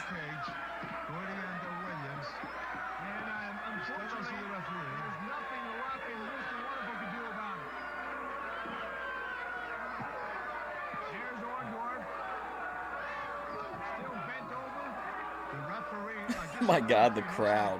He stopped. He must have just got up because he got hit and he's holding his head. So I bet you when they came in from the back, they must have really... Oh my God, the crowd sounds really bizarre. Like it sounds really Whose words are going to take for what? And what is the decision going to be? all over the place. This may be a reason to have it. Indeed. Now we're going to have to just wait and see. Well, on the plus side, maybe we'll get the Bam Bam match. That one wasn't too bad. Well, in the match that we thought would end all, we are now left wondering, Bruno, because it appears it's going to have to be a double disqualification with the referee getting knocked out. Question marks continue with Orndorff and... Oh, a double DQ in the cage. Next came Steve's most dangerous challenge, Bam Bam Bigelow and the Television Championship. That's right. Tonight, in front of all your TV viewers, you're going to see me, Bam Bam Bigelow, destroy Steve Williams for the heavyweight title. Nothing's going to stop me. I'm not holding back. Anything goes. Your history, Williams. It's like this. There's a lot of concentration in the locker room. It's a lot of silence. You know why?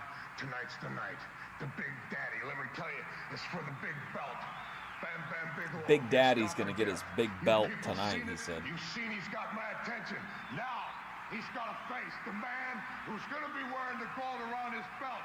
You people all over the world, Japan, Germany, Russia, and here in the good states. All 4 places in the world. It doesn't matter what it takes. I'll fireman's carry you. I'll Oklahoma stampede you. Hey, Polly, when they feel the stampede, it's all over. It's the main event. Bam Bam Bigelow, Dr. Death, Steve Williams, Frank E. standing by right now with Oh Bam my Bam. God. I'm in the dressing room with a 395 New Jersey native, Bam Bam Bigelow, who will be later on this evening going up against Steve Dr. Death Williams Oh for my the title God. belt. Bam Bam, certainly the I know I talked about this at the time, but it's crazy to think that he's like 60, 70 pounds lighter than Wings of Redemption. biggest night of your career. What have you done to prepare for this match? Well, you know, Frankie, I've done a lot of things. I've trained hard. I've studied hard. And basically, most of all, I just been keeping my ground and going to stick with a game plan that's strong, very, very precision. And it's just going to be an awesome night for me. Very precision. Can you tell us, are there any special surprises that you may have in store for Dr. Death? Well, everybody knows that the Bam Bam Bigelow, myself, yeah, me, I have a lot of surprises. I have a lot of mobility, Joe-ability, and ho-ability. I've got it all, and tonight there's going to be a lot of things that people and ho-ability. Mobility, Joe-ability, ho-ability. I've got it all, and I have a lot of Bam Bam Bigelow myself. Yeah, me, I have a lot of surprises. I have a lot of mobility, Joe-ability, and ho-ability. I've got it all, and tonight there's going to be a lot of things that people never seen before. I've got a new I'm going to be outfit. many things I'm that fired people up. have never I'm ready seen to go, before. Frankie. What would you say motivates you the most tonight for this, the Sports Channel Television Championship? Well, you know, along with the championship, you get the money. And when you get more money, you get happy. So I'm shooting for the cash. I want the title. The longer I keep the title, the more money I make, the happy my family is. Well, before we go away, I understand your son Shane is celebrating a birthday today. Yes, today's my son's 3rd birthday, and I'm going to win it for him. I don't know if He Dr. says Death he's as Steve Williams agile has as someone like mobility, Bam Bam but Bigelow. He certainly does have determination tonight. He got by Wings some of the can toughest do that matches. weird squat where he looks like he takes the shape of Pac-Man. Have you ever seen him do that? In the elimination tournament. And Bruno, you said a few weeks ago that you like him to win the match against Bigelow for the championship. There's no question it's going to be a real tough match, Greg, because, you know, we have a big man over 400 pounds. There's a great Wings clip from last night, too. I wouldn't mind watching it at the end of the stream. Bigelow, but Williams is looking sharp. He looks hungry. He's determined to take this belt, and I don't know if he can be stopped. There's the word hungry, like he's getting out of that dressing room and going onto the football field like he did at the University of Oklahoma. Steve Williams has been a champion across the world, but tonight he goes for the UWF Sports Channel Championship. This is the other man vying for the Sports Channel Television Championship belt, Steve Dr. Death Williams. A lot of secrecy in your camp this week. Have you A lot got of any kind of secrecy. special surprises for Bam Bam Bigelow? There ain't no surprise. No surprises. I ain't pulling anything out of my sleeve. Bam Bam Bigelow, you're stepping in the squared circle with a true champion. Now, Daddy, you have to deal with it. You are a great competitor, as everyone knows, but can you tell us what is the motivating factor here Daddy? tonight? We know that Bam Bam slid into this championship with Cactus Jack bowing out of this match. What motivates you, and what's going to bring you over the top? You know something? It looks like everybody's got to go behind me. Oh, well, he has this one pose he does, like, when he's on camera for some reason, he'll, like, squat down, and he basically, it forms him into, like, a Pac-Man shape. It's really interesting. To get to the top. Well, you know something? I'm standing on top of the world.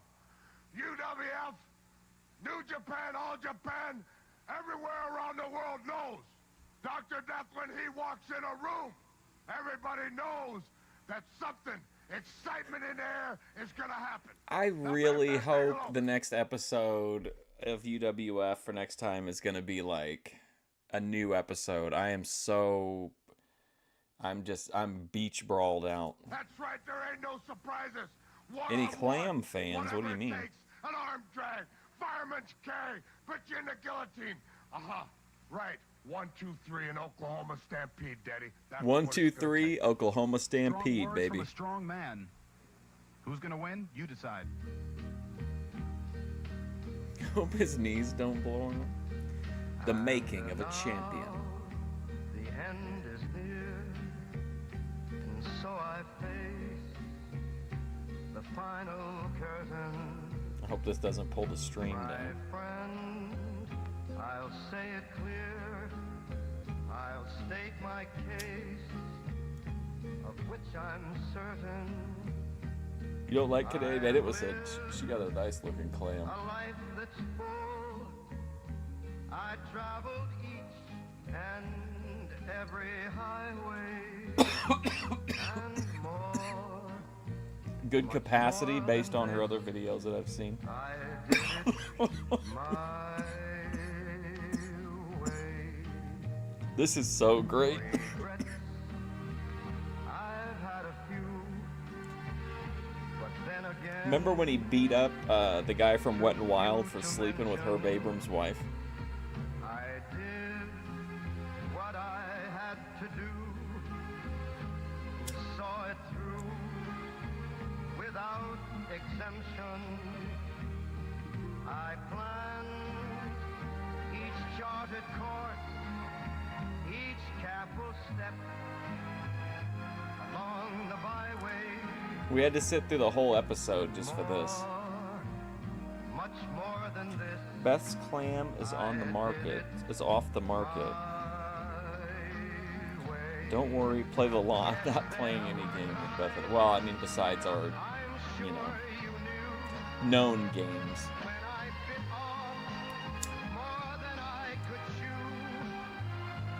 When I brought the silver suitcase in, where the hell's John Tolos?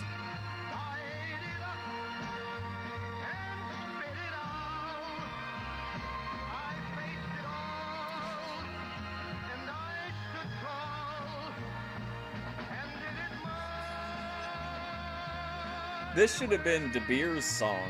I've loved, I've laughed and cried, I've had my fill, my share of losing, and now It's just the wrong song for him. Like, makes no sense as a Dr. Death song. He should have had some crazy hard rock, bang your head or something, you know, of him just beating people up. This is like Nick Bockwinkel music. and may I say, not in a shy way. Oh no, You know what they say, Parbs? No clam is truly closed to an open mind. my way. For what is a man? What has he got? If not himself, then he has not to say the things. You know what? If I had just heard this in and of itself, I wouldn't have probably thought that much of it. But because I've just been so desperate throughout these last couple UWF streams for something new, when I finally get it and it's something that's just so ridiculous, like I think it's like 100 times better to me right now than it might be sometimes. Oh yeah, look at Herb going over to shake his hand. Oh, whoa, whoa. He was in fear for his life. That's what you play at a funeral? Oh, man, that was awesome. Come on, Dr. Death. Boom! Ooh! What's up? It's me.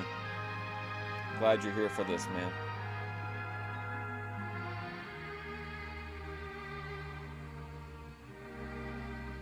If you want to see the match in full, send $14.99 to Beach Brawl, care of Craig Fingerling, Marina Del Rey, California.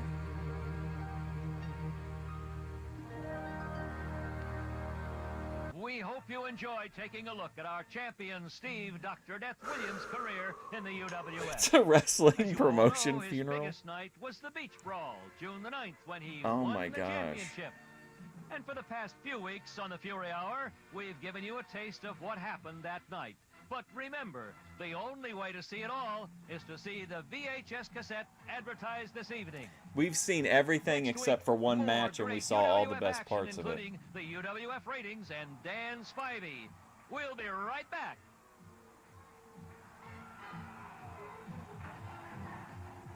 You know, And this is a happy baseball birthday. Oh, man, we get to see this again, the Dave Winfield Happy Birthday cassette.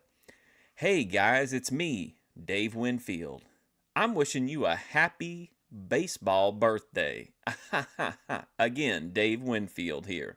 Happy birthday. New gift that's a birthday present, a birthday card, and a collectible all in one. A happy baseball birthday offers a choice of 17 Major League stars, giving Hey, it's me, Bobby Thigpen. Happy birthday from Dennis Eckersley. Each greeting is different. And all Wow, very Ken Griffey special Jr. because you hear the stars as real people. Each on a Ruben separate Sierra audio cassette. in The Espanol. back of each package is a colorful card Tony Gwynn, with the John stars' Franco, photo and a okay. printed Mark autograph. Grace, But okay. even though it's called Lenny a happy baseball Dykstra. birthday, Yeah, give me it's the John perfect gift Smoltz. for any baseball fan on any occasion. Lots of big names. And each happy baseball birthday tape, card, and collectible is only $9.95. Only $9.95. Just call 1-800-741. Now you'd have to pay like $600 for a cameo. 1-800-741-8025.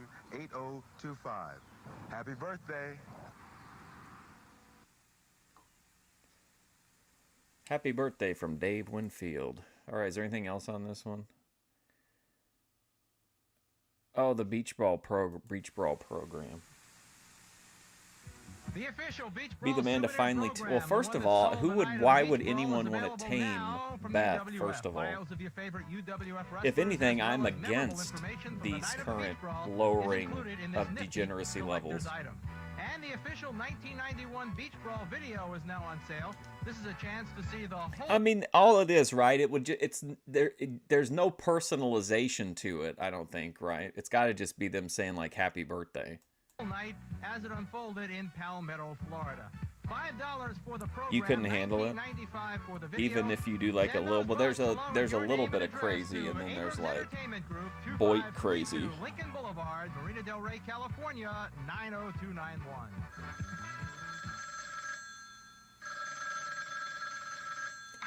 What's the real scoop on professional wrestling? There's only one way to find out. Call me on the Legend I'll just line. say this: for every like personality, there's like an antidote to that personality. Does that make sense? Like some people just fit together in ways they're not. And I'm not always talking about even romantic or friendship, but even just like socially. Like there are some personalities that can be like diffused by adding another personality type, or like one person might be difficult to deal with for a lot of people, but easy for a particular personality type to deal with. Let's talk real wrestling. What's happening and where it's happening. I'll tell you from the inside. Call me now and be the best informed wrestling fan in your neighborhood. UWF. All right, I want to watch the I want to try to watch the Dark Side of the Ring episode about the UWF, but first I really want to watch that it's only a few minutes long, I think. It was a Wings of Sigma clip. Shout out Wings of Sigma, by the way. They're like the emergency drop. Like they'll bring in stuff like really fast. All right, yeah, it's a little bit long clip, but I think it's really good. Wings is streaming, let's drop by. There ain't a mod in sight. He starts raging, everybody saves the clip, and now we're back. Arsenio Hall. New account next day. Yeah, I mean, if I can. You're just talking to the chat. Oh, okay, so I don't have to play Baldur's Gate? I thought we were going to see if I could play Baldur's Gate better than Phil. We'd have to go buy Baldur's Gate and set the PlayStation up and everything. Oh, no. You can't play it in here. You'd have to play it in another room. Oh, no. Why couldn't I play it here and you play it in another room? We can, but, like, you'd have to be sitting in front of the camera. I figured you'd want not to be on the camera. My people need me. Wings of Sigma is a perfect example of how there's room for like multiple types of clippers under because like Wings of Sigma doesn't clip often, but when you see a Wings of Sigma clip, you know it's going to be good, and you know it's like hot off the presses. Like it'll probably take Lummox till later on in the day to cover it, probably tomorrow, maybe even for Breaking Banquet, but usually if Wings of Sigma drops it. But like I said, it's just kind of like they each kind of fulfill their own role within the, Wings storytelling. Kelly, any thoughts on DSP calling at 2 p.m. to have a conversation with me? That's his normal time. So I mean, that's when I'm up. That's when he's up. But here's the question. I doubt he answered. I answered. Oh, because you actually have his number in your phone? No, he called me on Discord. Oh, Discord. Okay. Not the sexy voice. Tell the story about the time you had to use limited resources. Dude, this cracks me up. To solve a complex problem. That's our everyday fucking life. So, question. Yeah. Do I ever use a sexy voice on you? No. Oh, I'm so sorry. I don't even know what your sexy voice. My normal voice isn't sexy enough. I like your normal voice, but like you never put sultry to it. Come here, bad boy. Is that it? Is that the sultry voice? Yeah, I don't know. Is it? It sounds like you sound like a Marlboro smoker. I thought that was what sultry was supposed to sound like. Yeah, Bailey is mad right now. If we touch, that's a problem. She wants to like she likes to lick our hands while we're holding hands. Yeah, Bailey is not a fan. Bailey thinks I'm her boyfriend. It's very weird. We could also do the Dirty Dancing song. Baby, whoa, baby, my sweet baby, you're the one. I would have never made that call as Kevin Bacon. Like, if you like, oh, I'm going to do the dancing movie. I mean, I know it's his First of all, that's Footloose. That's Footloose? Okay. Yes. Dirty Dancing with Patrick Swayze. Yes. We do not speak Kevin Bacon in Dirty Dancing. What he died of like pancreatic. Yeah, pancreatic cancer. Yeah. Get your test done. I gotta go get mine done. Of here soon. Kelly's stream. Speaking of, I just heard that somebody we both know and love and care about is having a secret surgery that they didn't tell anybody about. How's it? Why would you talk about this on a stream, by the way? It's a secret surgery. I'm sure the doctor knows about it. The doctor knows and his wife knows, and the wife told my mom. For the prostate. Is it? I think it is with like the basset hound. Mm-hmm. Okay. It is pretty that's outrageous. And it could be something else, but that's immediately where my mind went. It's not. What? Your mind's right. Like there's only a couple reasons to operate on the prostate. There is another. If it's enlarged and it's stopping the urinary flow, which also could be why they didn't say anything, because that stuff might be embarrassing to them. But to me, it was very sketch that. I don't know about watching an entire stream of Kelly. It was very sketch. So that it wasn't mentioned at all. Well, it's none of our business. It's none of our business, but usually, everyone knows all this stuff. Right, but it also would make sense why he hasn't been acting himself lately. Like, why are they talking through this? Like, whoever this person is in their life clearly will know that they're talking about their health shit on stream. Well, that could be there. But let's not talk about him on stream. Yeah. Now that all the information's out, let's not talk about it on stream. Kelly, have you ever manager decided? See, Kelly, was there ever a time your manager made a decision you didn't agree with? How did you deal with it? I know one. I remember that time that when you worked at the OBGYN. I've got it on. I don't know. I have it on. I don't have anything turned on or anything. No. Actually, I was fine with that, and that one where it was. Honestly, I was fine with that because I wasn't a good fit for that place anyway. Mm-hmm. Like, they were very, very. It was a very odd place. Yeah, I've got live chat is on. Live chat summary on. Participant mode anyway. Message delay none. It was one of those things like. So I really didn't. It's not that I really didn't agree with it. I really didn't care. I disagreed more with everything else they did. So it was. There's a lot of your managerial decisions, but see, I'm much more interested in this type of Wings content where you get to see his how he relates to anybody, but the dynamics of their relationship, I think is much more interesting than him like getting sneak dissed by his teammates. Newer than that, because this could be a fishing question. Oh, 100%. That's why I'm not really like the one that sticks out in my mind is the one that like 20 years ago they told me everybody was replaceable. Everybody is replaceable. And so that made me mad. Yeah, So I don't got have any another kind job of that day limits on or anything. and went back to school. Mm-hmm. I mean, 40 years later, I finally finished. But Well, the whole thing is like no job is forever. but I need to tell you the ending of that. Okay. Within a month, they were calling me and asking me if I could come back and even just work part-time. I remember. Because they needed me. I remember.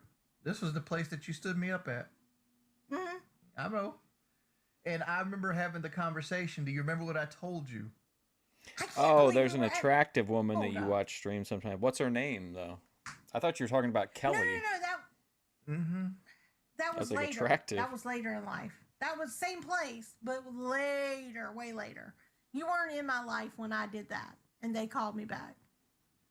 So you worked. They called you back, and you went back and you worked there for years. Yes. Okay, you a sucker. Because I remember talking to you at night, and you would sit there and cry about how that place was treating you, and you felt like they didn't. Well, that was when I value finally you. did quit. Yeah. That was when I finally did quit and was like, screw this. And I gave you the same wings answers I give everybody else. Like if you're miserable in life, before you make any other adjustments, try to take out the misery part of your life. Oh, this is. I remember this part too. The cat like claws gets his claw stuck in the chair. Okay. So we found out if Scooter really quit low-cal, if it's just another bit. I found out I don't care. You didn't We have to got find it good out. on that one. I found out I don't care. Meanwhile, I'm over here having dreams about it. Yeah. Why is she dreaming about LOLCOW Live? So, y'all, I dreamed last night that Jordy and I were at the Olympics and we were watching like a boxing match at the Olympics. And we couldn't find each other. Okay? Natalie Red. Let me see. And I couldn't find, like, we couldn't find each other. But I text him, where are you? And his response back to me was, I just went back to LOLCOW. Oh, there we go. Yeah, I know. Boxing at the winter. Listen, my dreams are weird, okay? I understand there's no boxing at the Winter Olympics. But this was my dream, and dreaming Kelly doesn't really process that, okay?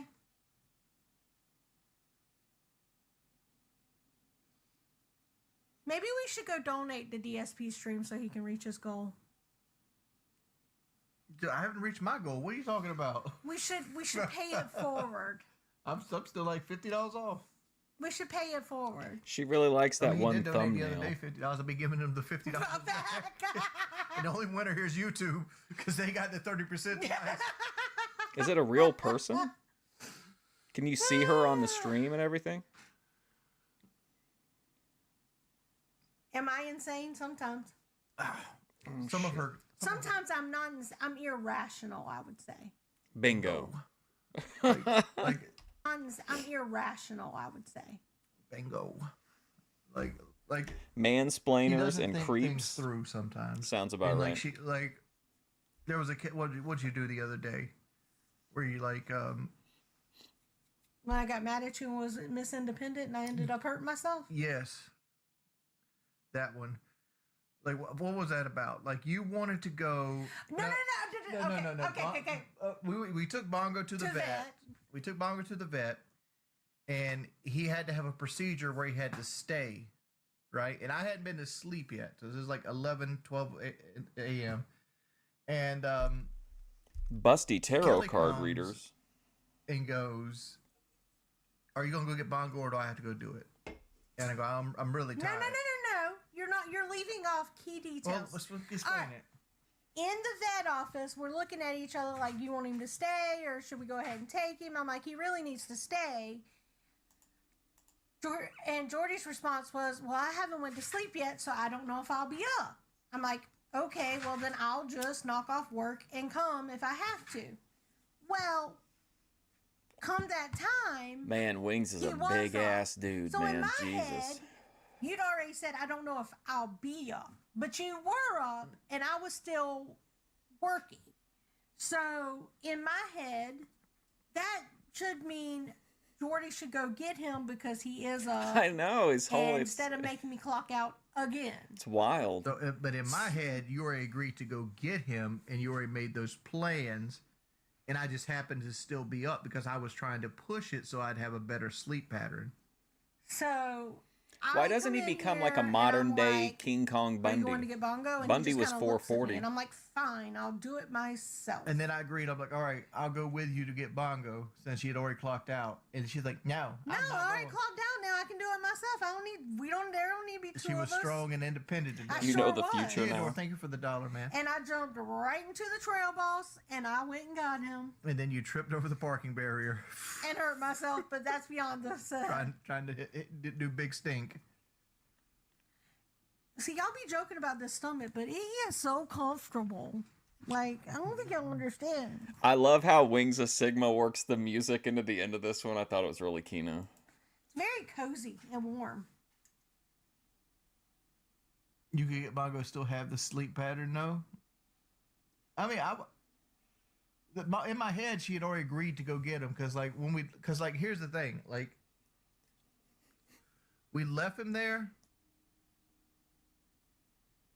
And, like, we were going to... Here's the thing. He only had to be there, like, an hour, right? But he had to stay there for an hour for something. I have no idea. Heartworm something. Cody Turbo. And, no. And then they said it's okay if you Wife Kelly. you pick him up at the end of the day. Like, he can stay there until the end of the day, and they're not going to charge us extra.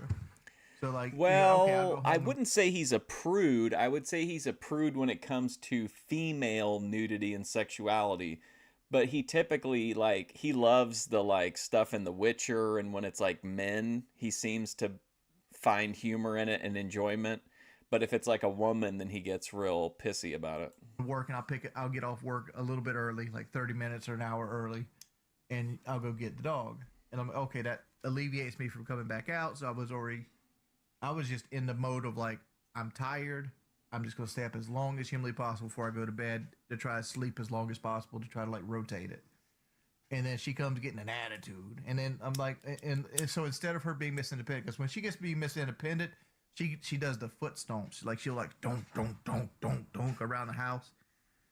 And, like, she usually makes bad judgment calls. Like, she wrecked Church Lady one time. She was trying to be Miss Independent. So, like, usually when she begins Miss Independent, it costs me thousands of dollars. So maybe you should do things that I don't feel like I need to be independent. Okay? My favorite Bible verse is Psalms 140. Keep in mind, he was just saying to DSP at like 2 o'clock in the morning the other night about how he has never consummated his marriage and he wishes that he could be more of a man for Kelly and that he feels like he's, you know, inadequate in that area. And now he's like, you know, trying to be like the guiding hand of the family. 37 and 4. He telleth the numbers of the stars, and he calleth them all by name. And there's also a book called Number the Stars. It is probably in my top, I would say top 2, actually, of favorite books from when I was a child. The problem with this is, one, that's the King James Version of the Psalms. And that's the Bible I read, okay? So you Continue on. You read the one that King James revisioned? No, it's the KJV. That's the original. Then there is a revised King James version. The King James was a king that hated things in the Bible, so he changed them, and that's what the version of the Bible that you read is. And then everyone else changes the King James. Right, so it's different from the actual Hebrew text.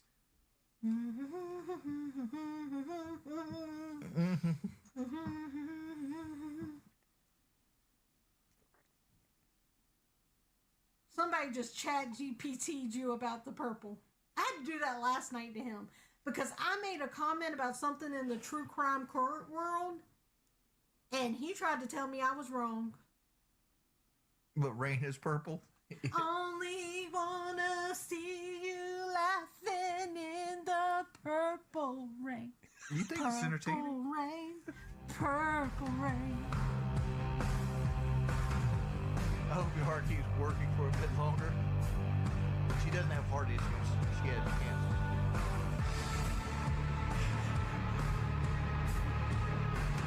All right, thank you, Wings of Sigma. Great clip. All right, let's press our luck and see if we can watch this Dark Side of the Ring episode. If it ends the stream, like it's the end of the stream, I'll be back tomorrow.